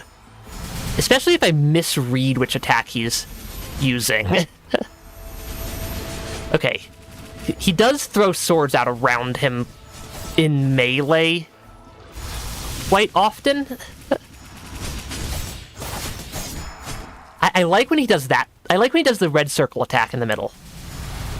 That one I can counter pretty nicely. Yeah, I can counter the red circle's attack pretty nicely compared to most of Gilroy's attacks that he throws out at me. I don't know if I have a second health bar I need to worry about. That is one of my ongoing concerns. Because this one has some very... Because, yeah, the red circle attack has some very well-defined safe zones. Yeah, the red circle attack has some very well-defined safe zones. I don't know if that's a win. Because we're going to have to beat him twice. Regardless, impossible. Me bested. Nola, what you said earlier, is this goodbye? I'm afraid so. I understand. That's actually a very fun little boss fight. Magnolia! Stop. I beg of you. Don't. I do not wish for you to inherit this suffering. Not you. That is why I... That's unfortunate. Wait. You don't have to do this by yourself. There has to be another way. Aw. You... Aw, are we gonna give him a hug? We're gonna give him a hug. Nola. I'll be watching over you, Lilac. Aw. They vanished. I don't like them vanishing. I think that's the first ending of the game, though. Definitely not done. Definitely not done, though, because there's still a second ending. I'm guessing if I equip the nice little friendly item we got, I'm guessing we get a different ending. Or at least a different ending cutscene. Which would be... something. Trying to make sure that the stream's also not, like, lagging out. Because, yeah. Yeah, there's definitely still a second ending. I think.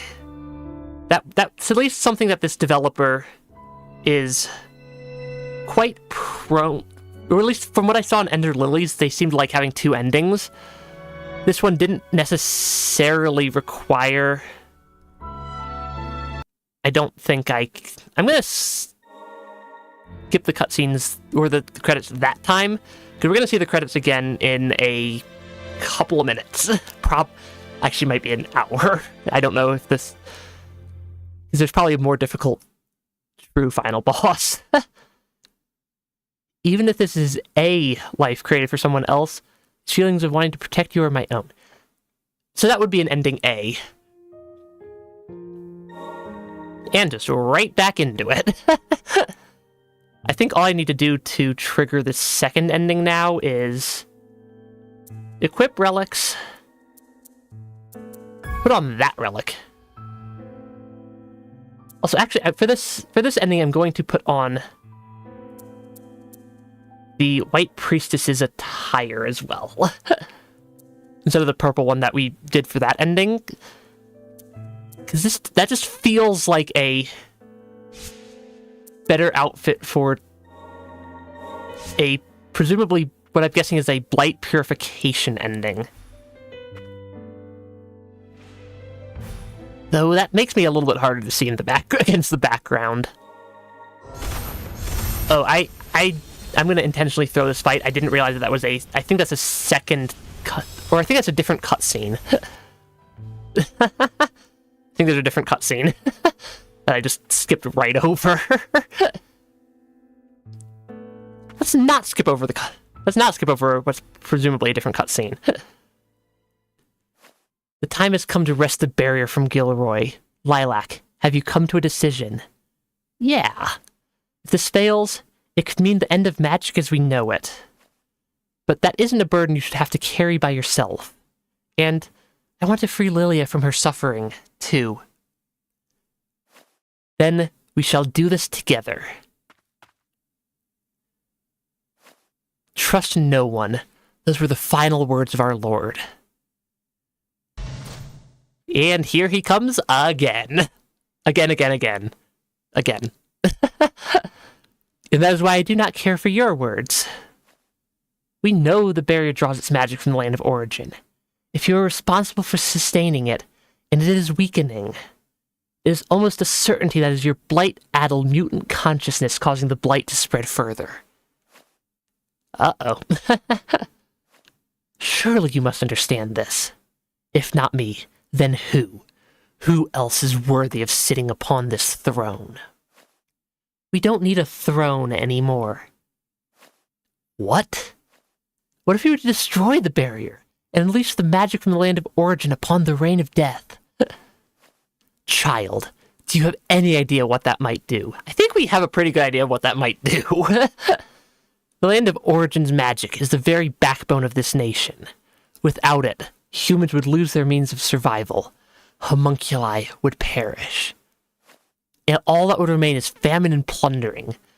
Is that the future you wish for? That's assuming that it does nothing other than just turning off the barrier and the magic, which I suspect is not what happens. Nobody should have to make the choices we are left with. Neither humans nor homunculi.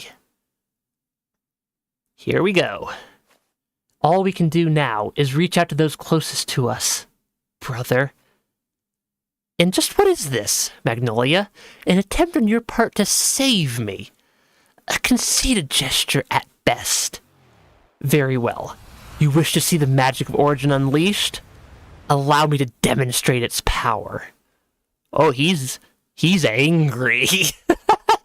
He's real angry there. I shall not yield until this body is naught but a rotting husk. That is not the right button.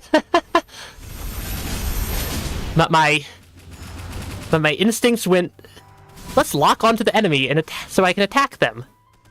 That is not a thing that exists in this game. The game does not have an enemy lock mechanic. Okay, this feels... I'm guessing there's going to be a bonus phase, but this at least initially feels like the previous non-true ending version of the boss fight. He is walking towards me very ominously. I'm not going to complain. If he wants to walk towards me ominously and let me attack him, I will absolutely let him do that. Okay, yeah, he triggers phase 2. That is a new attack.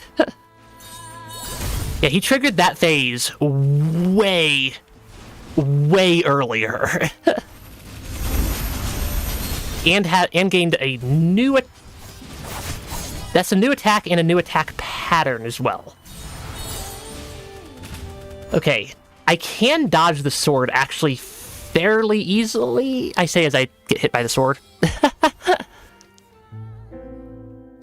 Yeah, I can dodge the sword very easily, I say, as I definitely do not dodge the sword. This also feels perfectly doable.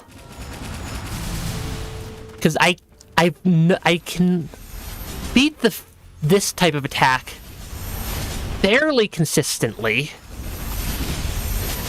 I can beat this style of attack with some pretty high levels of just overall consistency. So I'm not super concerned with phase 1. Phase 2 I just need to learn the new attack pattern for. And that should not be terrible. Because it's still a very similar set of attacks. Yeah, phase 2 is still a very similar set of attacks to what he's thrown out in previous attempts, just with the giant sword ability mixed in.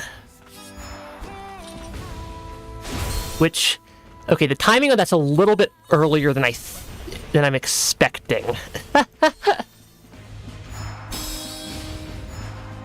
Okay, yeah, the timing on that ability, or that giant sword, is like half a second-ish earlier than I'm thinking it is. Because I know I can dodge through it because I did it once on the first attempt. Yeah, I know I dodged through that ability at least once already. And then a lot of his other attacks are things that he already just has. So it's not anything terrifyingly difficult. Okay, he's gonna throw out swords. He likes to throw out swords. Swords is one of the harder ones for me to deal with. Because black holes is pretty easy for me to deal with. Just dash away. And then his close swords is also not terrible. Okay, because yeah, it's a perfectly doable dodge timing. And where I just, like, run away. Because I try to stay pretty far away. I'm trying to stay pretty far away from Gilroy anyways. Since he does have some pretty terrifying attacks. Especially at close range. And most of his attacks seem to be focused either at, like, super close range or super long range, and nothing really at mid-range. Like, his only real mid-range attacks are pretty useless.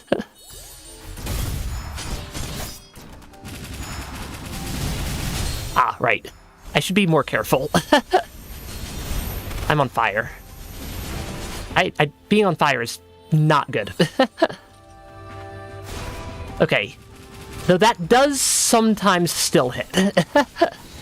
Or I can't always get out of range. Okay, then he goes into the third phase, at the halfway mark, which is where he went into second phase last time. This feels like second phase. This feels very similar to his previous second phase. Which is something that I can entirely deal with. Yeah, I can entirely deal with his second phase. Or second, third phase. That attack is still problematic, though. I don't know, this might take a couple of tries. He doesn't do the red circle attack. He seems to be more apt or prone to doing... Yeah, he seems to be more prone to doing swords and doesn't really do the red circle attack this time. Which is a little bit unfortunate for me, because that's one of the better attacks for me to be able to counter easily. Yeah, red circles is one of the easier attacks for me to counter. Oh, then he has a 4th phase. Oh gosh. What is that attack? That's a new attack also. We made it pretty... I think we made it relatively far. I think we made it relatively far. This is definitely a doable boss fight. Honestly, this one feels more reasonable than some of the other bosses that this game's thrown out at me. Because this definitely feels scary, but in a this is doable sort of way. Oh, I'm on fire. I need to not get lit on fire in phase 1. Really, the less that Gilroy does swords, the better off I am. Because I can do a lot of countering of anything that's not swords. Okay, that's going to be swords. I'm honestly not sure what hell I'm getting, even using to pick up on what attack Gilroy is going to be throwing out at me. I mean, why risk it on his big sword attack if I don't absolutely need to? Because if I can just run away from him, problem solved. Yeah, if I just am far enough away and I don't have to deal with dodging, no problems. He does throw out a lot of attacks, though. Yes, big sword has a extremely wide AoE. Yeah, that's like I think that is the most terrifying attack he has that I've seen so far. Because all the other attacks, I think I can counter by just... Because, like, I can't outrun it. Yeah, I can't outrun Big Sword. In the dodge window there is not the biggest, or not the largest dodge window I've ever seen in this game. Yeah, it's not the largest dodge windows I've ever seen in this game. Oh, he does sometimes do red circle. He just didn't do it last fight.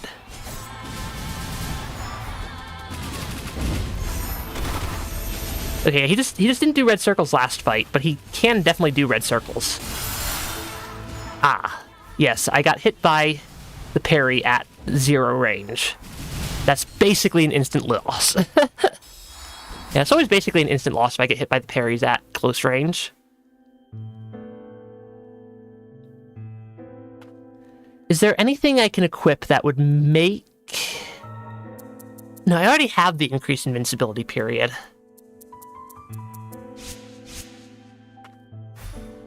So I think it is just, I just need to do the boss, face off against the boss until I win. Because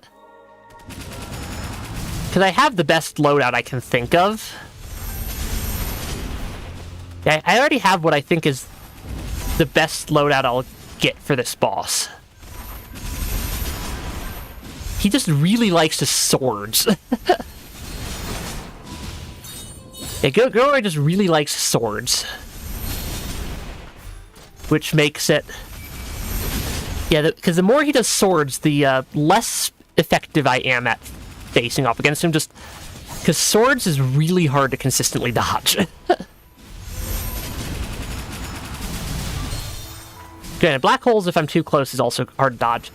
It's like, I really need to stay at, like, this distance from Gilroy. At, like, maximum extent of...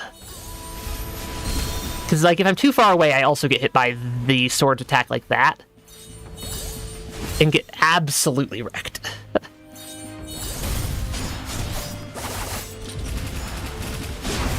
Ah. That also hits right next to him.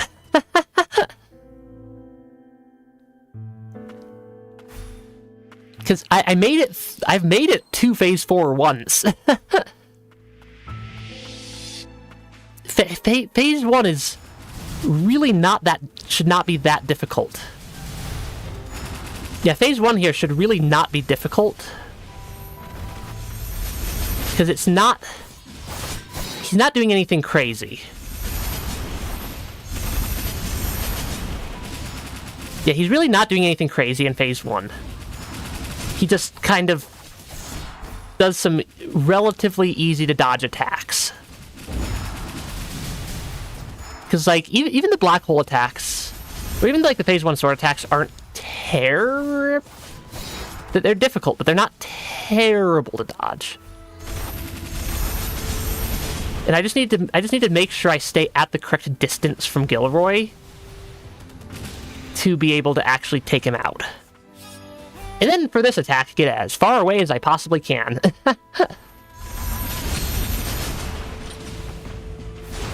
Because dodging Big Sword is kind of difficult to do with any level of consistency. Yeah, dodging Big Sword is really difficult to do with consistently. Oh, that's going to be close by swords. I don't honestly know what half these attacks are supposed to be called. But they are problematic. Really, Gilroy? You're gonna throw out that many different attacks at me, or that many different sword attacks at me? Okay, I was not gonna make it away from him on that attack. I'm trying to stay... yeah, I'm still trying to stay at mid-distance for the most part, because that seems to be the best positioning for having any sort of consistency against Gilroy. And then this is the old second phase. Yeah, this is... I figured out that this is old second phase, which is... or like original second phase, which is perfectly doable. Yes, second phase is perfectly doable, or I guess third phase is perfectly doable. Unless he teleports away from me and I get hit by that attack. My dodge window is not large enough to dodge that attack from a distance. Because, yeah, my dodge window is only like, I have about a half-ish second of dodge timing. I am getting a lot more consistent at dodging swords. Yeah, dodging swords and staying at a useful distance from Gilroy. I mean, to be fair, if it's called absolute form, it's probably going to be pretty strong. Because, yeah, I can kind of use my pressure ability also to space how far I want to be from Gilroy. Because there's definitely a minimally dangerous distance from Gilroy. Okay, now we get into Big Sword phase.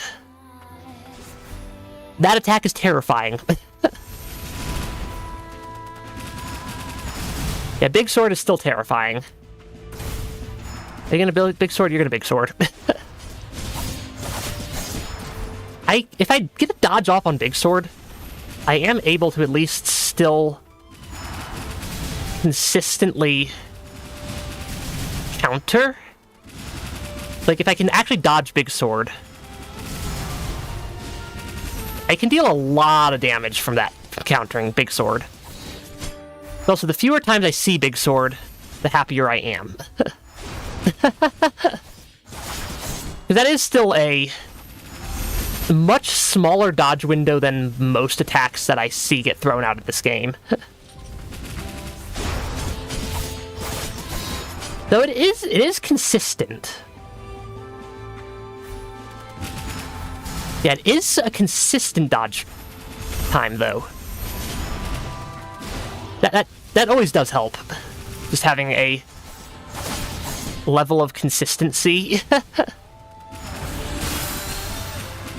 That is the first actual hit I've taken. That is 2 hits in a row. I need to focus more on keeping my health up. Because, yeah, that attack is so difficult to actually dodge. Which is why I really can't... Yeah, that attack where he throws the swords horizontally is really hard for me to dodge consistently. Because it has like weird time. It's spread out over enough time that I can't just easily avoid it. You'll notice I keep dodging away on any time he throws out black holes. Honestly, like, half of his attacks dodging away and then dodging back seems to be a pretty good counter, because if I don't dodge away, that happens. And I really can't afford to take damage on phase 1 with how difficult the second, third, and fourth phases are proving to be. Yeah, if I'm just close enough to Gilroy, that attack doesn't even, like, pose a threat. Okay, that's gonna trigger his phase transition, and and it's called just get away. Yeah, just stay away from Gilroy is the name of the game. And then do not get lit on fire. By Gilroy doing... By the fact that all of Gilroy's sword attacks have a fire status effect applied to them.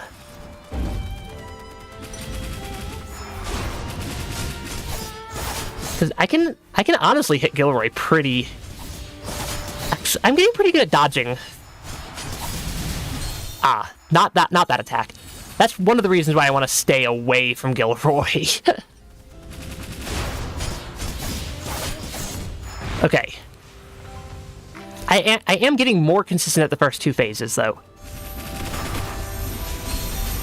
I just do not know how to deal with that attack.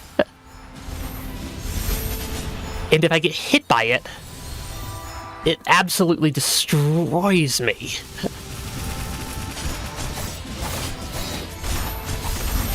Because, like, I can deal with the vertical swords. I can't deal with the horizontal swords very well, at least. Also, the fact that he keeps just teleporting on top of me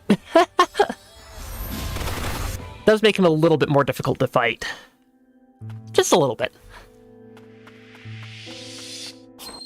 I mean, to be fair, for a quote-unquote final... For what I'm pretty sure is the actual... Actually, I'm, like, very confident this is the final boss.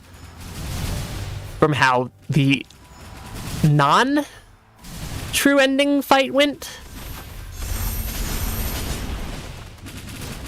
So I'm pretty sure that this is the final boss of the game.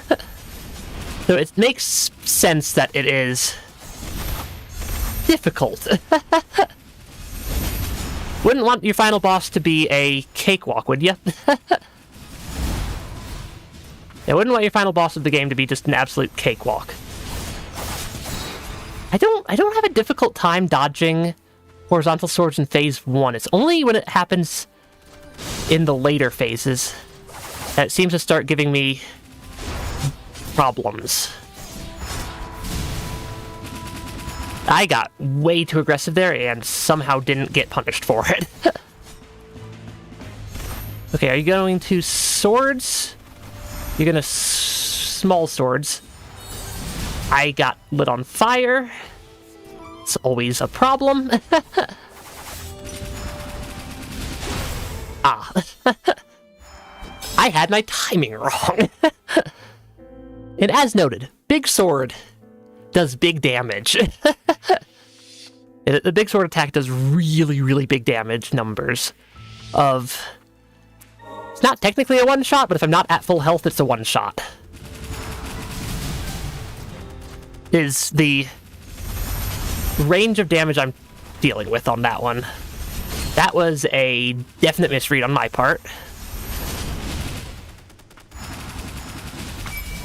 Yeah, I misread him doing horizontal swords as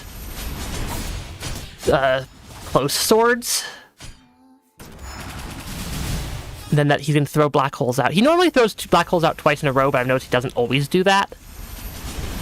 Honestly, dodging away first is way safer than the dodge towards first that I keep doing.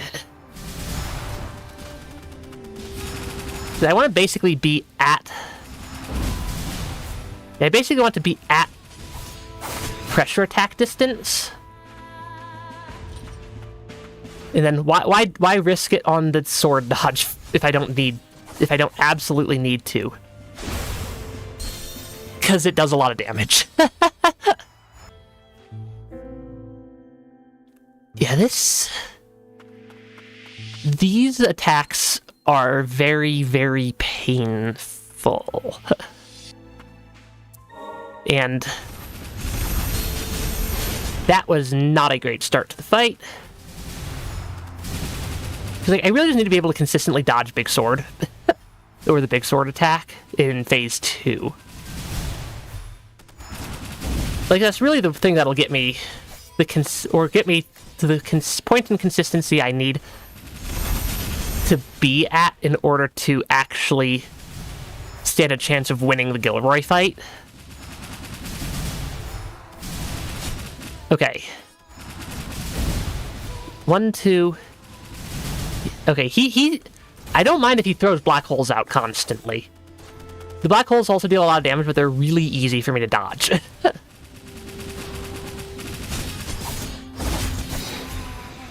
Okay, he's gonna Phase 2. He Phase 2's pretty early. Then he almost always does the charge attack right after. That was a lot more dangerous than it should have. Yeah, that was a lot more dangerous than it should have been. I keep dodging too early on... Now I'm dodging too early on sword attack instead of too late. And you wait like an extra quarter second on the sword attack for the dodges. Somewhere, or at least somewhere in that range. I really want to finish. I really want to beat the game. And I mean, I suppose I could turn down the difficulty from hard to normal, but that feels too cheaty to me. Because I know I could beat this on hard. Yeah, I know I can beat this boss on hard. Let's not get clipped by one random sword attack. Honestly, I think burning a heal at the start of the phase might be worth it, solely for the fact that at least prevents Big Sword attack from being able to hit me. I'm on fire. Okay, because I can dodge through it. It is a dodgeable attack. It's just a very small attack window. That was too early. That was once again too early. I mean, I could also go, grind up some experience for more levels, but I'm not sure that would actually help me at all. Given that most of my attack comes from having my abilities all at their maximum upgrade level. And most of my damage comes from having my abilities all at maximum upgrade level, more so than anything. Which is workable. Yeah, these are...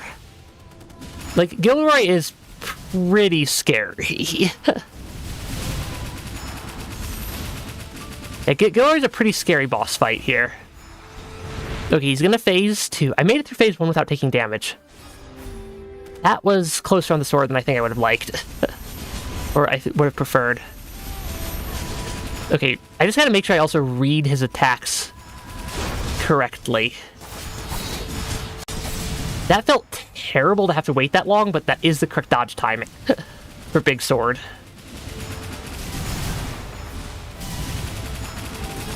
Yeah, just because something's the correct dodge timing doesn't make it not terrifying. Because that really is, like, significantly later, or a bit later than I think it should be. Okay, I'm gonna heal whenever I get a good window to. I should be in a safe spot. Yep, I'm in a safe spot. I'm on fire. Being on fire is terrible. And being on fire is pretty terrible. Okay. Progress is being made. I am slowly getting further and further each set of attempts. Okay, this attack I have no real clue how to deal with other than to just get the heck away from. The pillars. The pillars are a major problem there. Yeah, the pillars that Gilroy throws out are a significant issue. I'm on fire. It's not good. It's really not good. Any hit from anything. Yep. That's technically the furthest I've made it. So I made it past the Phase 4 transition.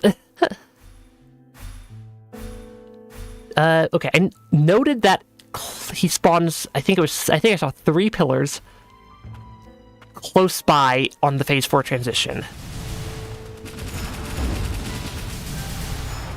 Because that is something I can work with.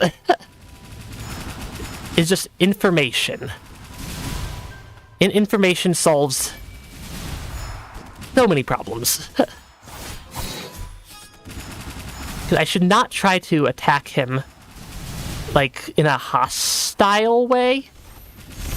Oh, his swords even vanish from his back when he's... Oh, that's actually pretty cool. Because he has the swords floating behind him normally. But during... That was not clean on my part. But during his swords attacks, they vanish. Is that the tell I've been picking up on? I think that might be the tell I've been picking up on.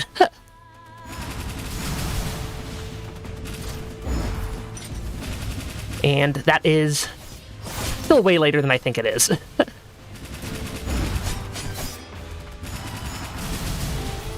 Yeah, the big sword attack being just a split second later than I keep expecting. Which makes it really hard to dodge consistently. I'm on fire. That's a really unfortunate time for me to be lit on fire. Because that would have been a very good time for me to do some counters against Gilroy. Okay. That last attempt, I made it through Phase 2 hitless. So it's definitely possible. And then I get basically original Phase 2. Actually, this is, like, actually just original Phase 2. Why is he so far up in the air? It makes it hard for me to hit him. Ah. Hit by the black holes. Deeply unfortunate. Because yeah, if I get close enough to him, if I get close enough to Gilroy, his horizontal swords attacks and his parry attacks are significantly less dangerous. Though the constant fire abilities. The owl is not good when it auto attacks a parry.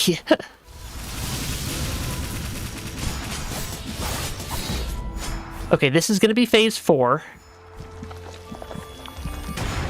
I want to make sure I'm on... We're not directly centered on Gilroy during that phase. That was not great, because now I'm on fire and I'm going to die. Yep. I also did not make it to that phase with nearly enough healing.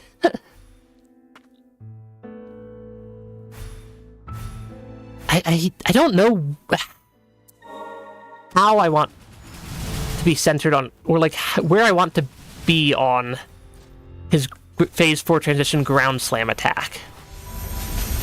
Because if I'm too close, I get hit by the ground slam and lose. If I'm too far, I don't have any wiggle room outside of... It's like, no matter where I am, I'm in a terrible spot. Which I suppose, fair enough if you're a strong robot boss fight, you're probably not gonna have too much in the way of weak points.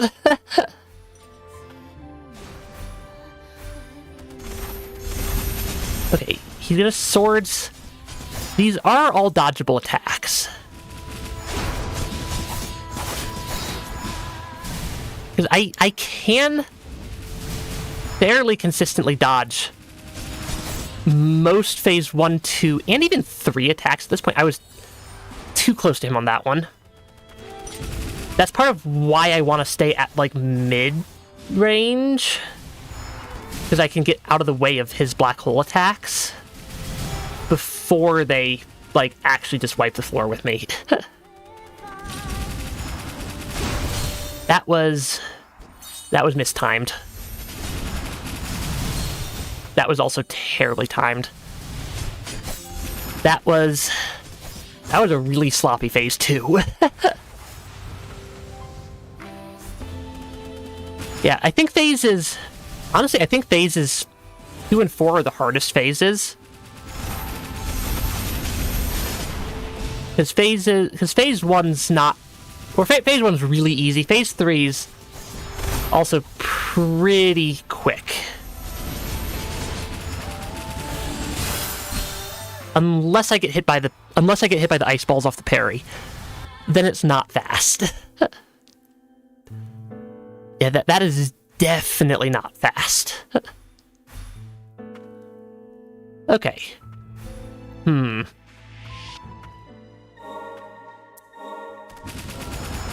Like, this is a pretty legit boss fight. Yeah, like, gotta give it credit. Gilroy is actually a, like, solid final boss fight in his absolute form. I am way, way too close to Gilroy right there. Because I like being at the mid-distance. Yeah, being at mid-distance is, I think, the most effective spot to stand. He's pretty close to stun. That does always help. Having Gilroy be pretty close to getting broken. We're getting a break, or a stun break in. Okay, you're gonna sword, you're gonna sword. Yeah, because I can tell at least a little bit which attack he's throwing out. You're gonna big sword, you're gonna big sword. Okay. Yeah, I'm getting pretty good at dodging big sword, which gives me another viable attack window on Gilroy here. Okay, he's gonna swords close, because like he does a pretty good job of mixing up his attacks to keep things difficult. It's definitely something I've noticed. Because, like, there's no actual safe spot. There's just slightly safer zones. Is Owl gonna attack him during parry? Because Owl really likes to attack him during parry and cause me major issues. Honestly, I think disabling Owl in Phase 2 or Phase 3 here might be the play. Solely because of Owl keeps attacking Gilroy during his parry attacks. I say that as if I didn't just attack him during a parry attack also. Okay, I'm still alive. I did take a fair bit of damage. I'm actually going to just throw the Owl back out. Because I think we're almost at the phase transition. Yep, that's the phase transition to Phase 4. I have healing. I don't know if it's going to be useful.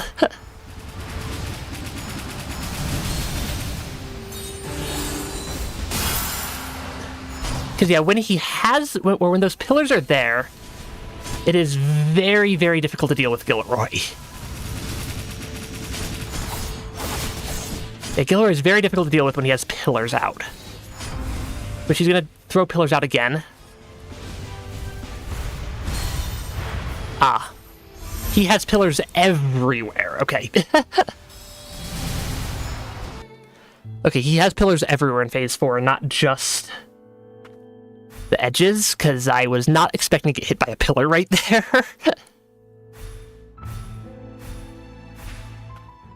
That's the furthest I've made it in Phase 4. So definitely getting better. I should know how to deal Phase 1 without taking any damage at this point. Obviously, I should know how to deal with all the first 2 phases without taking any damage. Needing to use a heal in Phase 1 is not great. Because Phase 1 is pretty ridiculously easy. A lot of it really is just I need to do a halfway decent job of reading his attacks.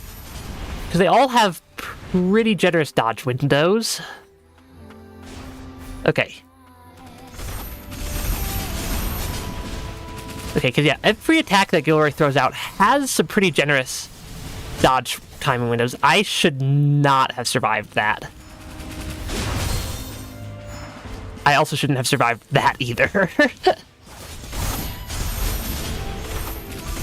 Yeah, I'm playing sloppy right now. Okay. Alright. Make sure I, stretch out occasionally. Because I do tend to get... Or I start death gripping my controller sometimes on boss fights. That was an awful start to the fight. Should actually, follow my own ruling on what is, or when I should attack and when I shouldn't, instead of just trying to attack always. So, it's not difficult for me to just slow down for, a split second and just dodge things. And that gives me a lot more efficiency at getting through the phases. I want to be as far away from it as I can be, and then I want to heal up as much of my health as I can. I'm still debating switching from the charge attack to Glacial Fist, because Glacial Fist is pretty effective. I got too far away from Gilroy. Yeah, getting too far from Gilroy is problematic, because then he's gonna do horizontal swords. I'm on fire now. Okay, I am at least still alive. Though I am down 3 health before phase, or 3 heals before Phase 3. which is less great. But also, never give up on an attempt until it's actually over. That is a very important rule. Because many of my best attempts, or many of my like successful attempts against like difficult bosses in games have been on attempts where it started off pretty terribly. Because for whatever reason that like either forces me to like play more carefully or I don't know. Yeah, like forcing me to play more carefully or just be a little bit more cautious or whatnot, which helps quite a bit. That also forces me to like actually learn dodge timings and similar. We did make it to phase 4 again. I'm at least fairly consistently starting to make it to phase 4. Where's the pillars going to be? Pillars are going to be there. Gilroy is going to cause problems. Gilroy is definitely going to cause problems. Okay, because I can sort of counter him. Unless one of the pillars spawns right inside of where I'm standing. Given my first couple phases were pretty sloppy, that attempt, I'm not super upset with that. Yeah, I'm not super duper upset with that, given I had to heal on phase 1 that try. Which I almost never actually have to do. Because phase 1 is pretty trivial to beat damageless. Or like, it's pretty trivial to get through phase 1 hitless, and I've even made it through phase 2 hitless. I took another hit in phase 1. That's never great. I took several hits in phase... I'm taking several hits in phase 1. The thing I'm worried about is that I'm like is that I'm having boss fatigue set in. Which is where because if I'm facing off against the same boss for too long in most games, I start to get really, really sloppy. It's usually somewhere around the the 2-ish hours on a boss mark, and we're at about the 2-ish hours on a boss mark.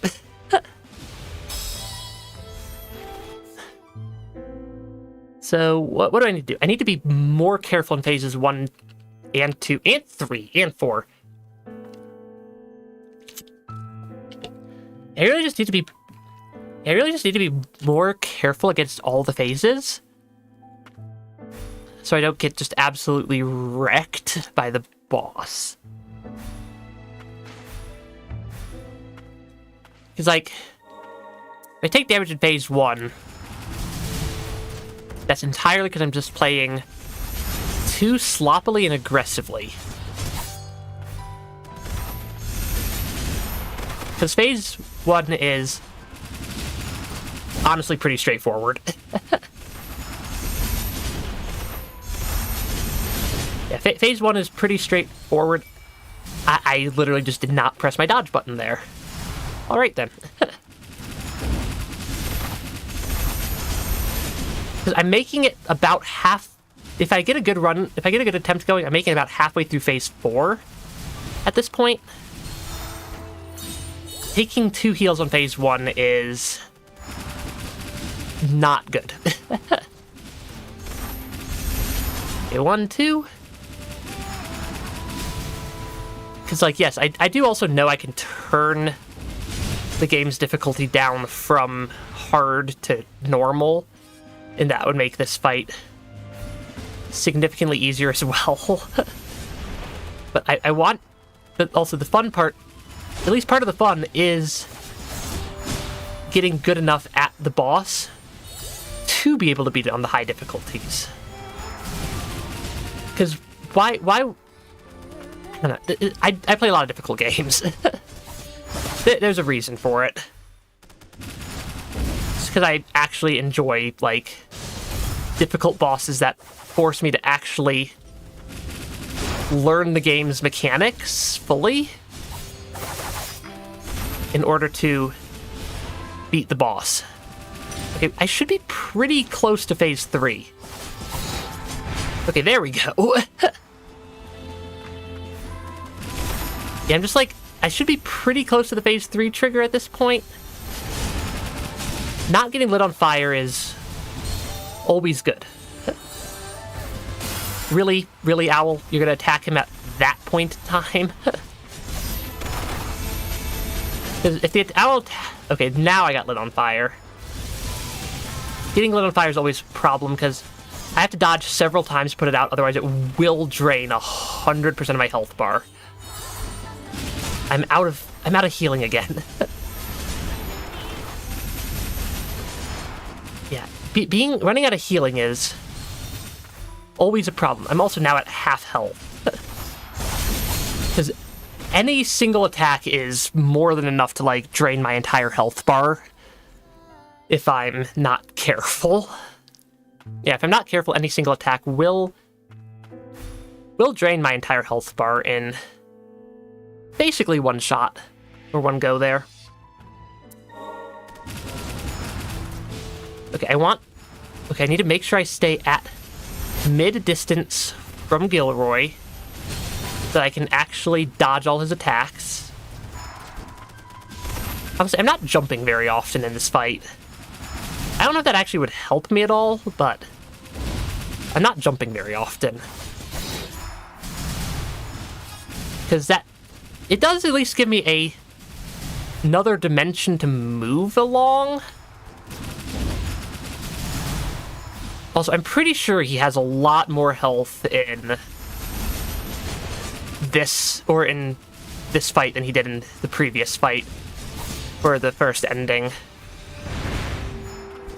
Because he hits hard. Yeah, Gilroy hits really ridiculously hard. It also is I mean, I do suppose he said he's gonna fight until his, like, body's, like, destroyed, so it makes sense that he's pushing himself harder this fight as well. Okay, that is not a great spot for me to be tucked into. I am getting pretty good at, I'm getting pretty consistent at the dodge timings for phase 2. Phase 3 is also not actually actively that, like, absurdly difficult for the most part. So long as I keep the correct distances from Gilroy to be able to dodge things. Yes, I know I keep hitting him during his parry window. I'm going to put out the fire instead of trying to deal a bunch of damage right there. Yeah, if I get lit on fire, it's very unfortunate for my health bar. It's like, I know all the things I need to do to beat the boss. I just need to pull them off consistently enough. Yeah, it's just a consistency thing. Because this isn't a terribly difficult boss fight. Being at about that distance is workable. Yeah, being at about that distance from Gilroy is workable. Okay, he should get a stun. That should let me absolutely wail on him for a second. Okay, I am still alive. Better than I get a lot of the time. Though I am on fire and out of health again. That fourth phase is tricky. Because the pillars heavily restrict where I can dodge. Yeah, the pillars heavily restrict where I can dodge to, which makes that phase difficult.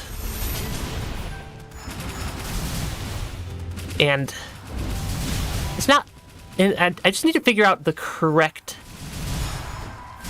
I just need to figure out the correct way to not just take about 8 billion damage in phase 4.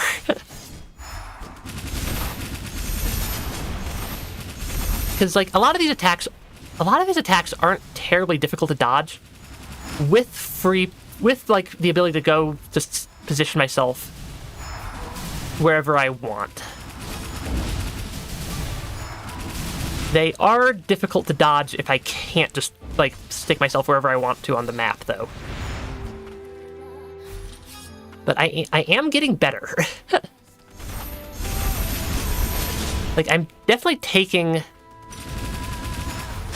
fewer unneeded hits. I say that as I take a definitely not needed hit right there. Really, 2 of them.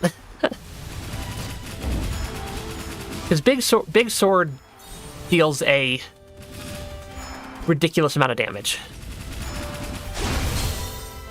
Also, I am dodging too early again. Yeah, I'm dodging Big Sword attack too early again.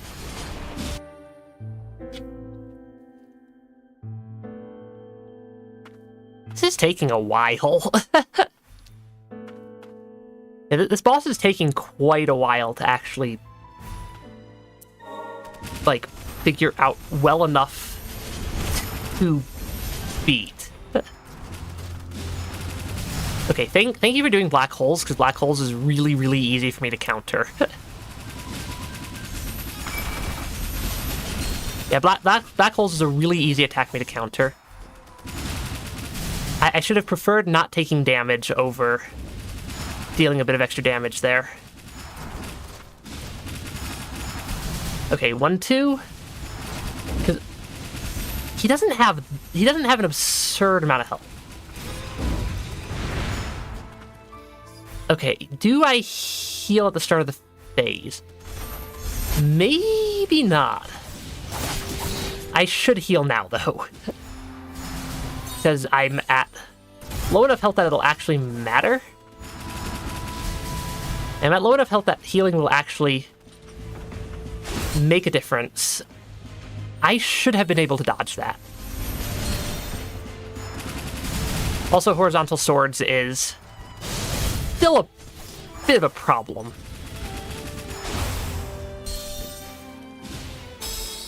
That really shouldn't be that difficult of an attack to dodge. Like, it really isn't a difficult attack to dodge. Like, none of his attacks are actually that difficult for me to just, like, get out of the way of.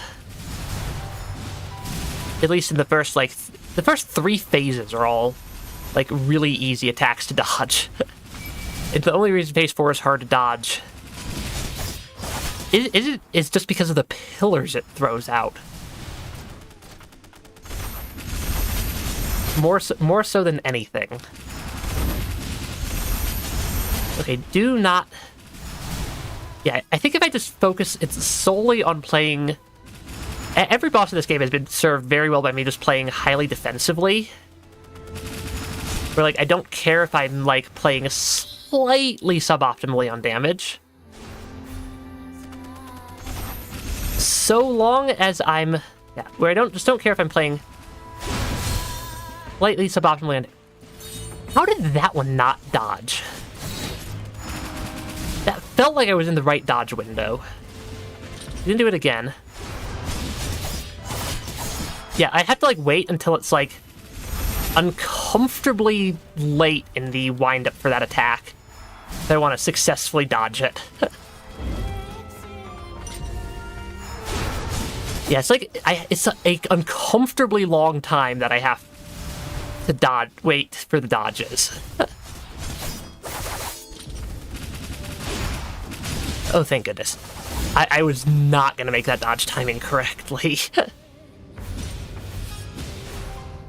Okay, I did I did get lit on fire there, but I did a good enough job. That's still a really that was still a really messy phase 2. Yeah, exactly when they phase transition also seems to be slightly inconsistent at times. Because sometimes he phase transitions a little bit earlier in his health bar, sometimes a little bit later. So I really should not be paying attention to the health bar, like, at all. Yeah, I feel like if I just pay no heed to the health bar, like I could even move my micron to block the health bar. Because it normally isn't a spot that blocks the health bar anyways. And then just focus solely... Yeah. And then focus solely on playing defensively. So if he doesn't attack, just dodge said attack. Don't need to worry about dealing damage to Gilroy at all. Just any damage I deal to him is entirely incidental. Is honestly a pretty good approach, I think.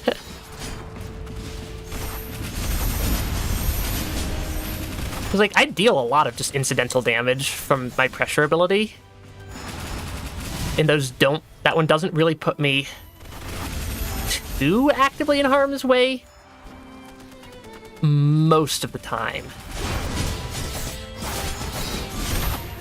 Because that's not a terribly difficult attack to dodge either. Like, a lot of Gilroy's attacks are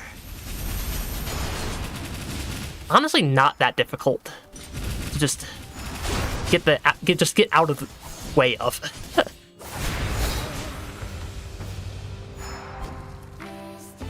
Because he's just a damage sponge, and most of the difficulty comes from just how much damage any given single attack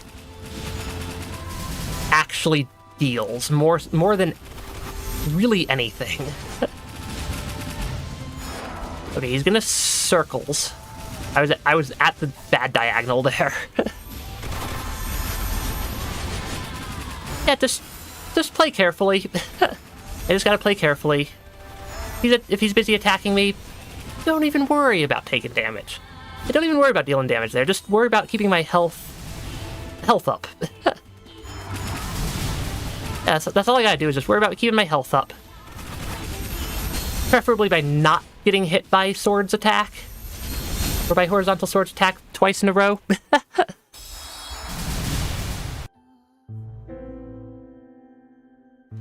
These attacks are just hard. Because, like, there's very few heal windows, and any single attack deals basically my entire health bar.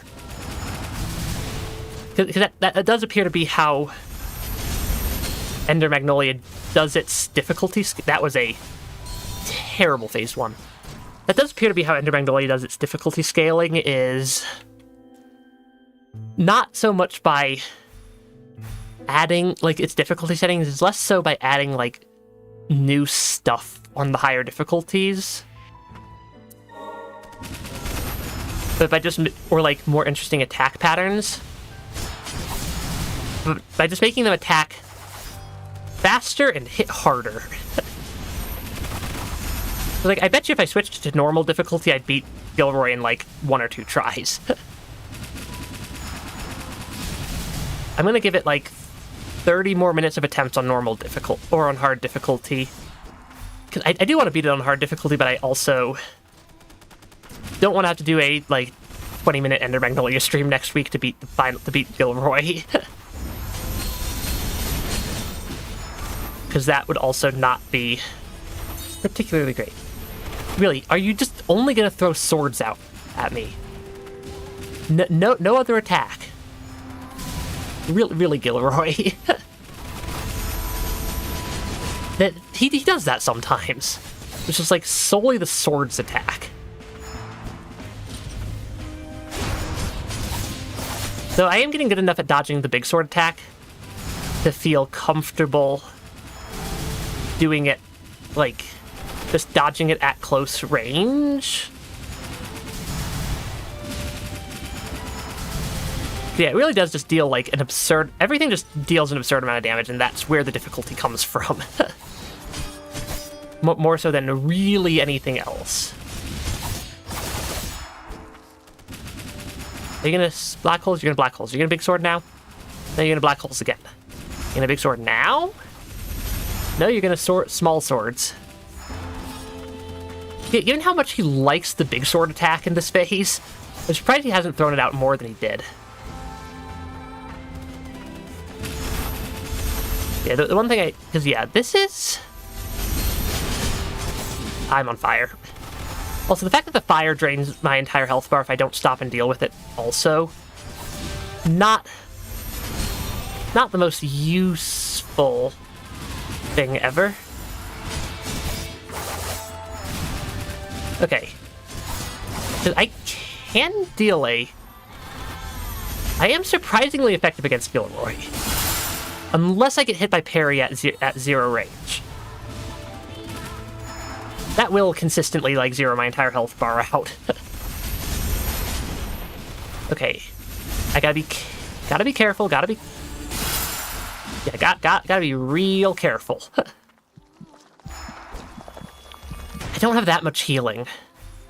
I want Gilroy closer to the middle of the arena so that I can position myself in a reasonable-ish spot and get hit by double black holes.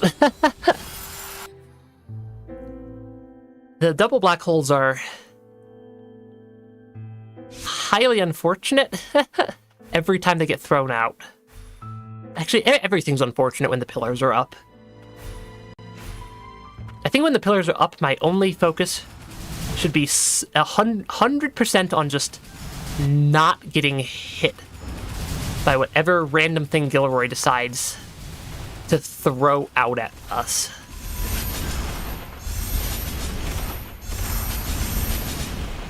Yeah, this... Really, that many swords in a row. Really, Gilroy.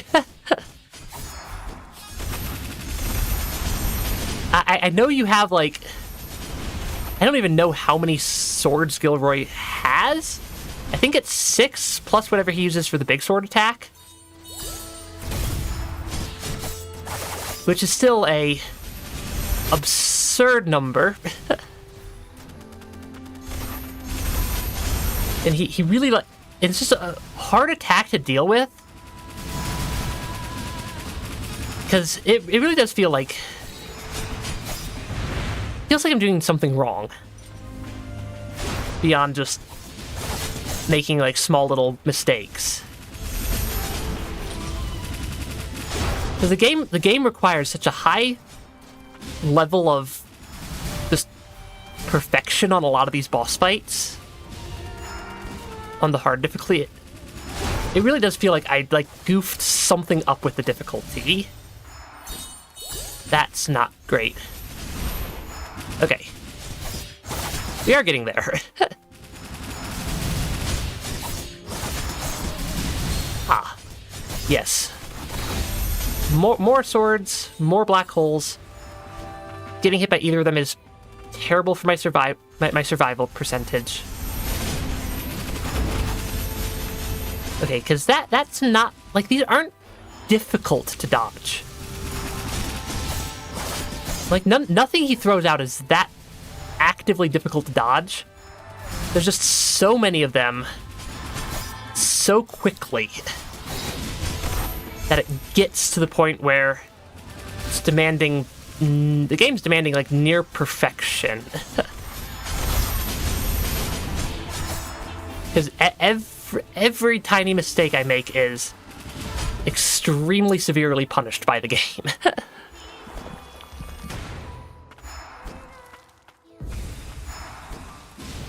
Okay, I am going to be right in the middle of a pillar. Really, I'm not going to be right in the middle of a pillar. Can I not... What is the dodge timing to get through the pillars? I'm on fire. I am out of healing.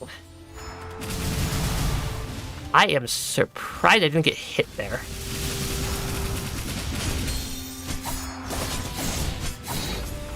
Okay, he's gonna do another slam attack.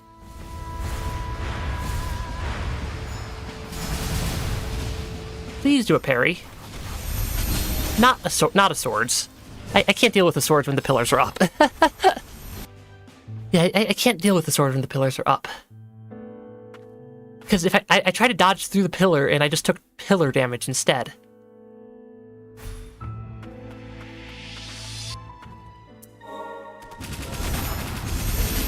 I just took pillar damage instead, which is suboptimal. Okay. Let's just focus on not taking any damage. Because if I have enough healing, I can at least, in theory, just, like, completely damage tank the 4th phase.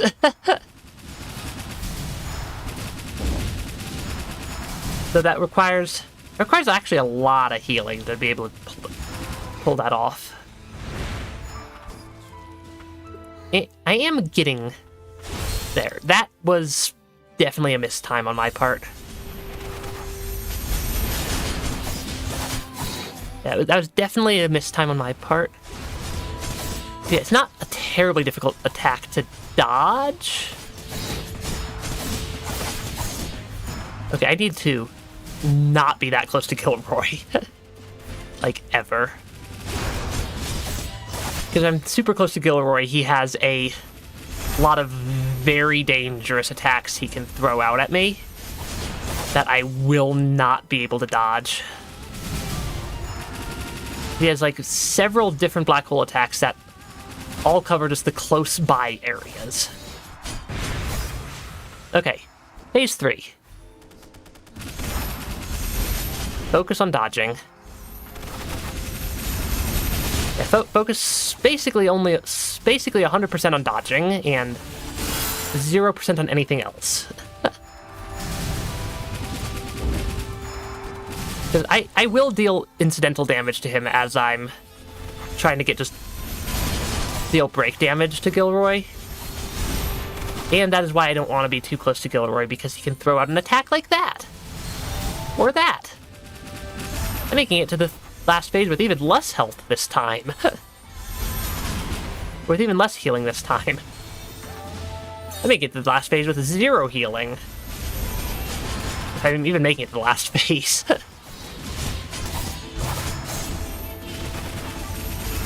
Like, this isn't...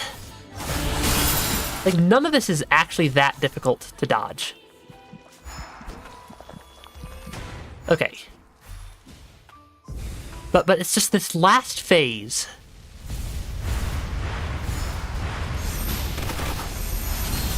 Yeah, dodging the pillars is, like, borderline impossible. There is a time window in there, though. I did notice that.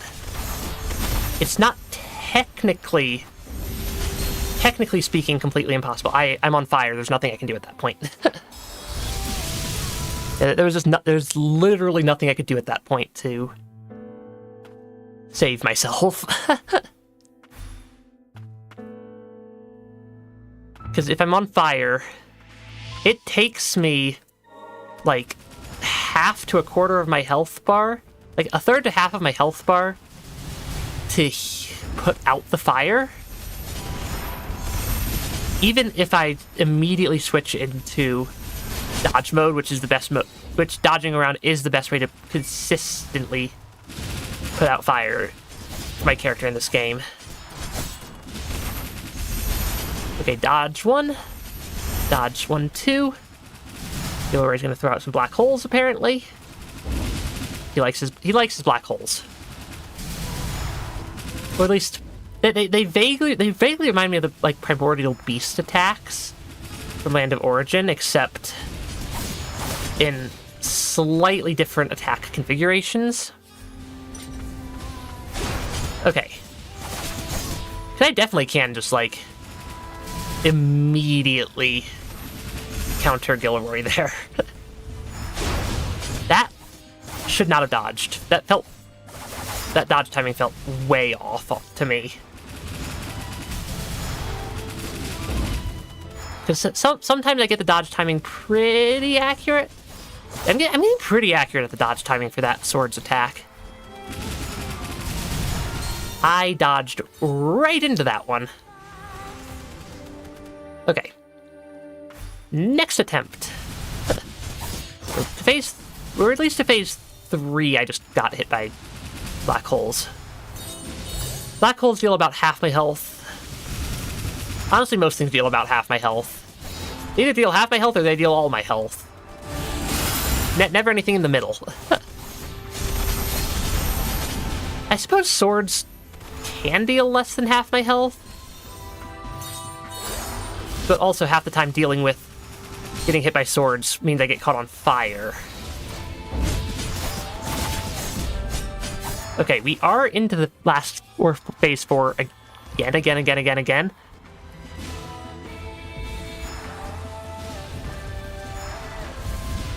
Okay. Yeah, and the fact that the pillars just spawn wherever the heck they feel like it does not help me. Not one bit. Neither does the fact that Gilroy can do the pillars attack multiple times. It's not just a phase change. I'm done. I'm dead. I'm not dead. Now I'm definitely dead. I walked right into the attack that time.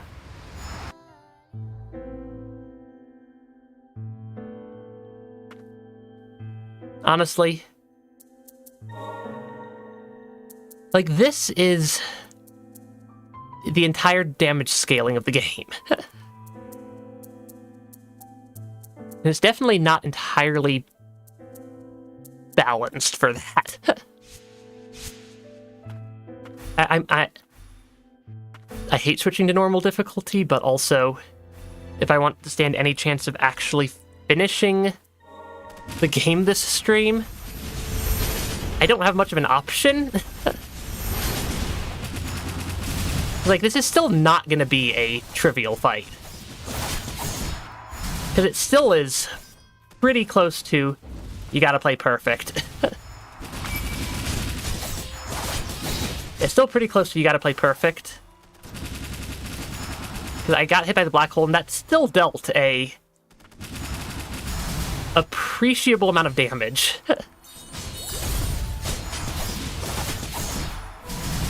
It's still dealing an appreciable amount of damage getting hit by some of these attacks. Which, not the best. Dodge timings are at least consistent. That's still even on normal difficulty. Like, there are better ways to do your difficulty scaling than off of just how much, or other than have every enemy deal an entire health bar worth of damage.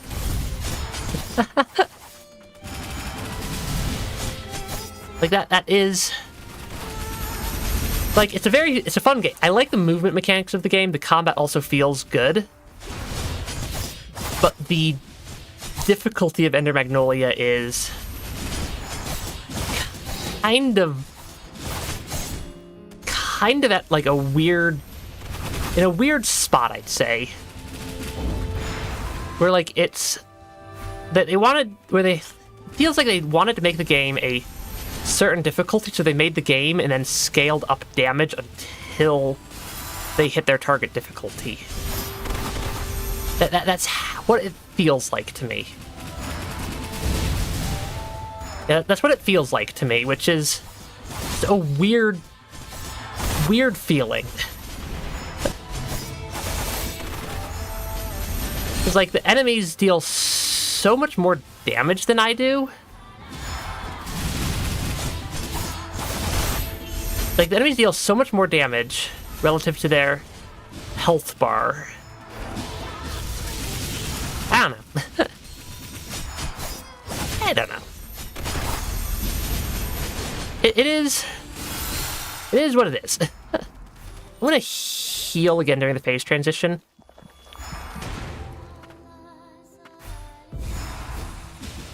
Because this is still just, like, an exceptionally difficult thing to avoid.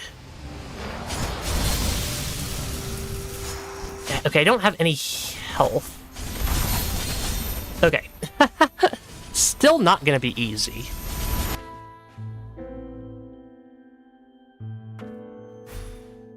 Because, like, this boss fight doesn't feel...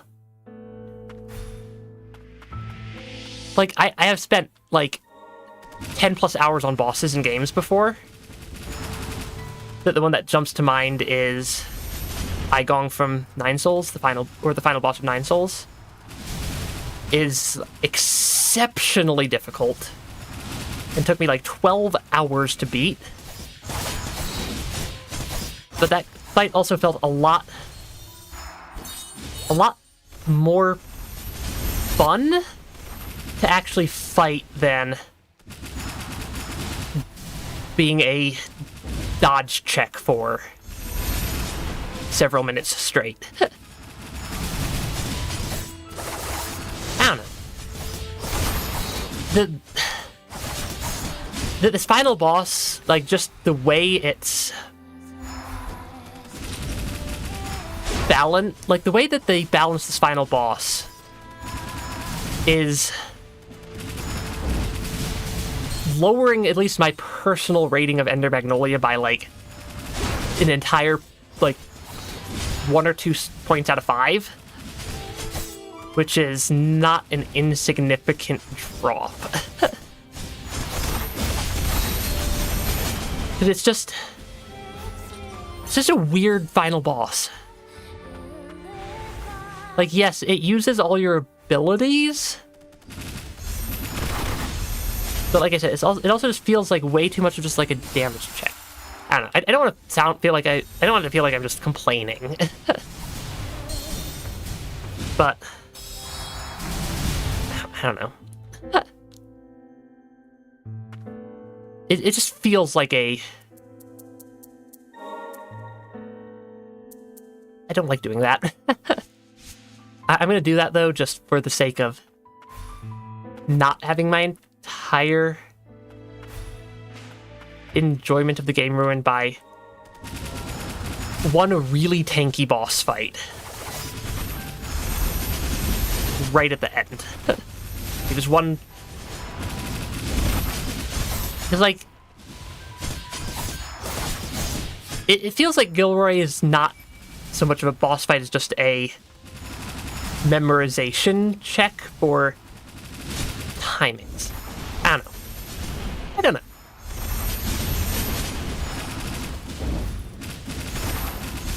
Also, it's not like the lower difficulty actually feels like that much lower of a difficulty either.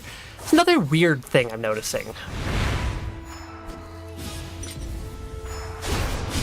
Is that, like, the boss is just such a damage sponge? And it doesn't... I don't know.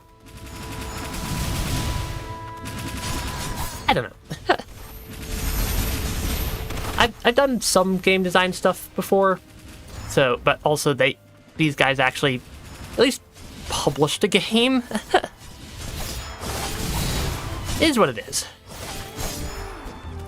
It always is going to be what it is. He seems to be pulling out the sword attack with the same, at least, time frequency as he pulls out attacks on other difficulties. So I wonder if there's, like, a how often they can attack meter, as well as a how much damage do those attacks do meter. That does make me wonder a little bit, at least.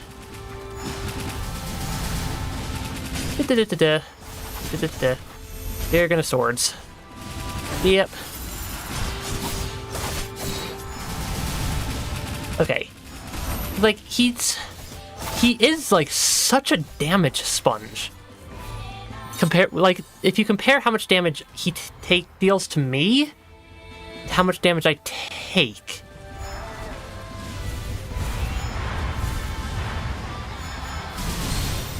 Like, this is just, like,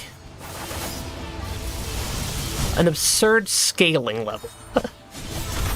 At least to me. I'm on fire again. Still gotta play carefully. Okay. Can I get a stun off? Oh, also, like, the perfect distance to stand on some of these attacks is right in attack range. Come on. Please let me stun him for once. Okay, there we go. He still has a lot of health. like, this is still an absurd amount of health that he has. I'm gonna just heal and try to finish him off. Okay, there we go. That boss deals a lot of damage and has a lot of health. He's broken. Something tells me his core is not going to be tunable. We did it. He will not remain out of commission for long, not while he is connected to the magic of origin. Such is the curse of the administrator. Then let's hurry. Lilac, are you certain? Yeah, it's the two of us.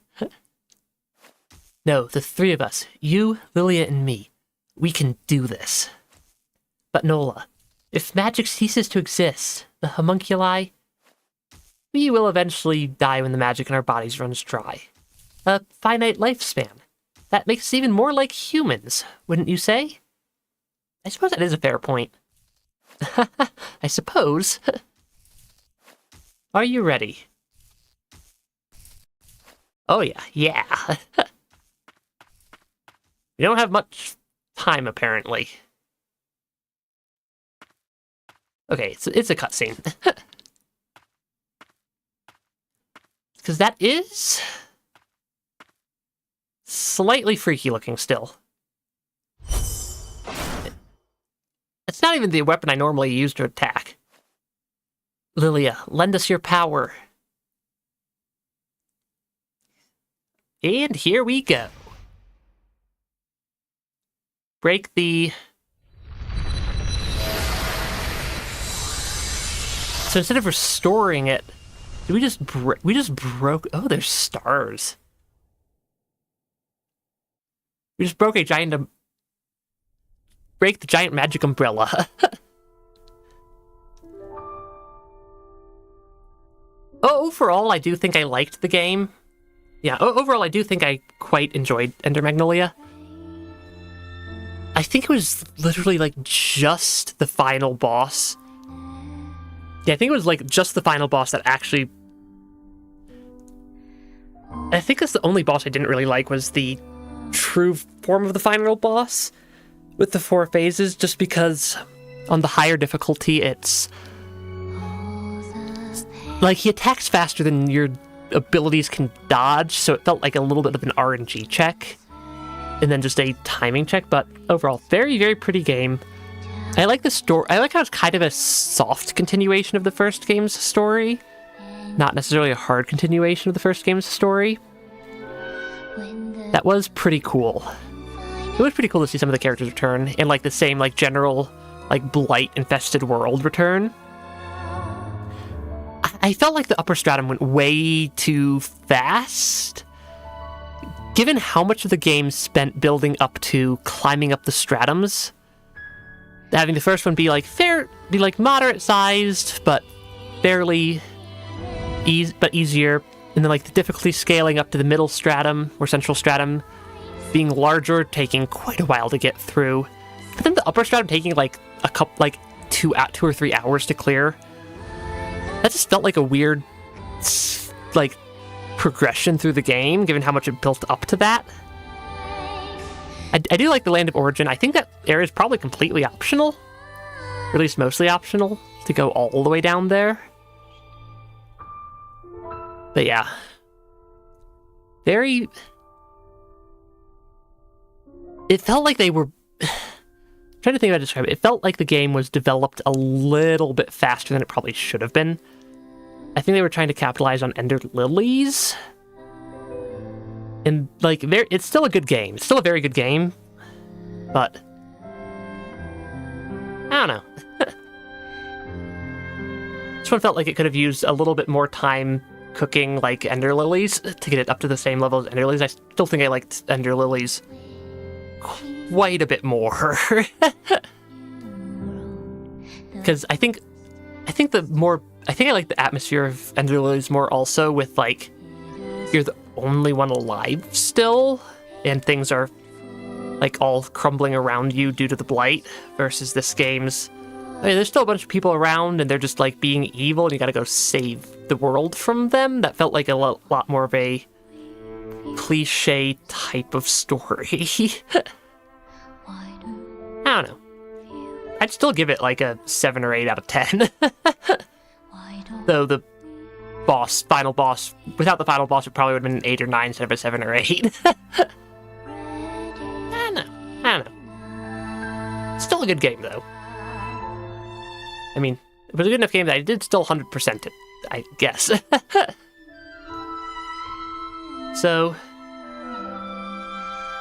yeah. Yeah, I did like both games. I think I liked I think I liked Ender Lilies more than Ender Magnolia, but it's not like I didn't like Ender Magnolia. The movement in Ender Magnolia, I think, was a lot more fun. Yeah, the movement felt a lot more developed, with the different ways to, like, movement jank your way around and how it's kind of a soft requirement. Whereas Ender Lilies really only had, like, 1 or 2 ways to solve most movement puzzles. Ender Magnolia has a lot more due to the flexibility. And Ender Magnolia had more build variety, but the builds felt a lot more similar. Is how I think I'd describe it. Ender Lilies had a lot more build variety that felt different. This one felt a lot more similar between the builds. Still a fun game, though. It's still definitely a fun game. And I think we're through the credits. The reign of death and the magic of origin are no more. Oh, it's a white tree instead of a red tree now. It feels strange and refreshing. Is this the end? It might be. It's not a red tree this time. No, this is where it begins. Aw. Let's live life to the fullest, together, for as long as we have. Honestly, that is a nice little ending to the game. This world might be hell, but we'll live on and fight back. Because I believe the choice you made wasn't wrong. That's honestly a fun little... I did largely enjoy playing that game. Even if it did apparently, like, curse my old computer to get absolutely destroyed halfway through. Yeah, that was fun. That was a lot of fun. And, I mean, about stream time anyway, so I'm just going to call the stream here. We also finished the game. Yeah. I did largely enjoy Ender Magnolia. And I need to figure out what game to replace it with next week. Probably something Hollow Knight.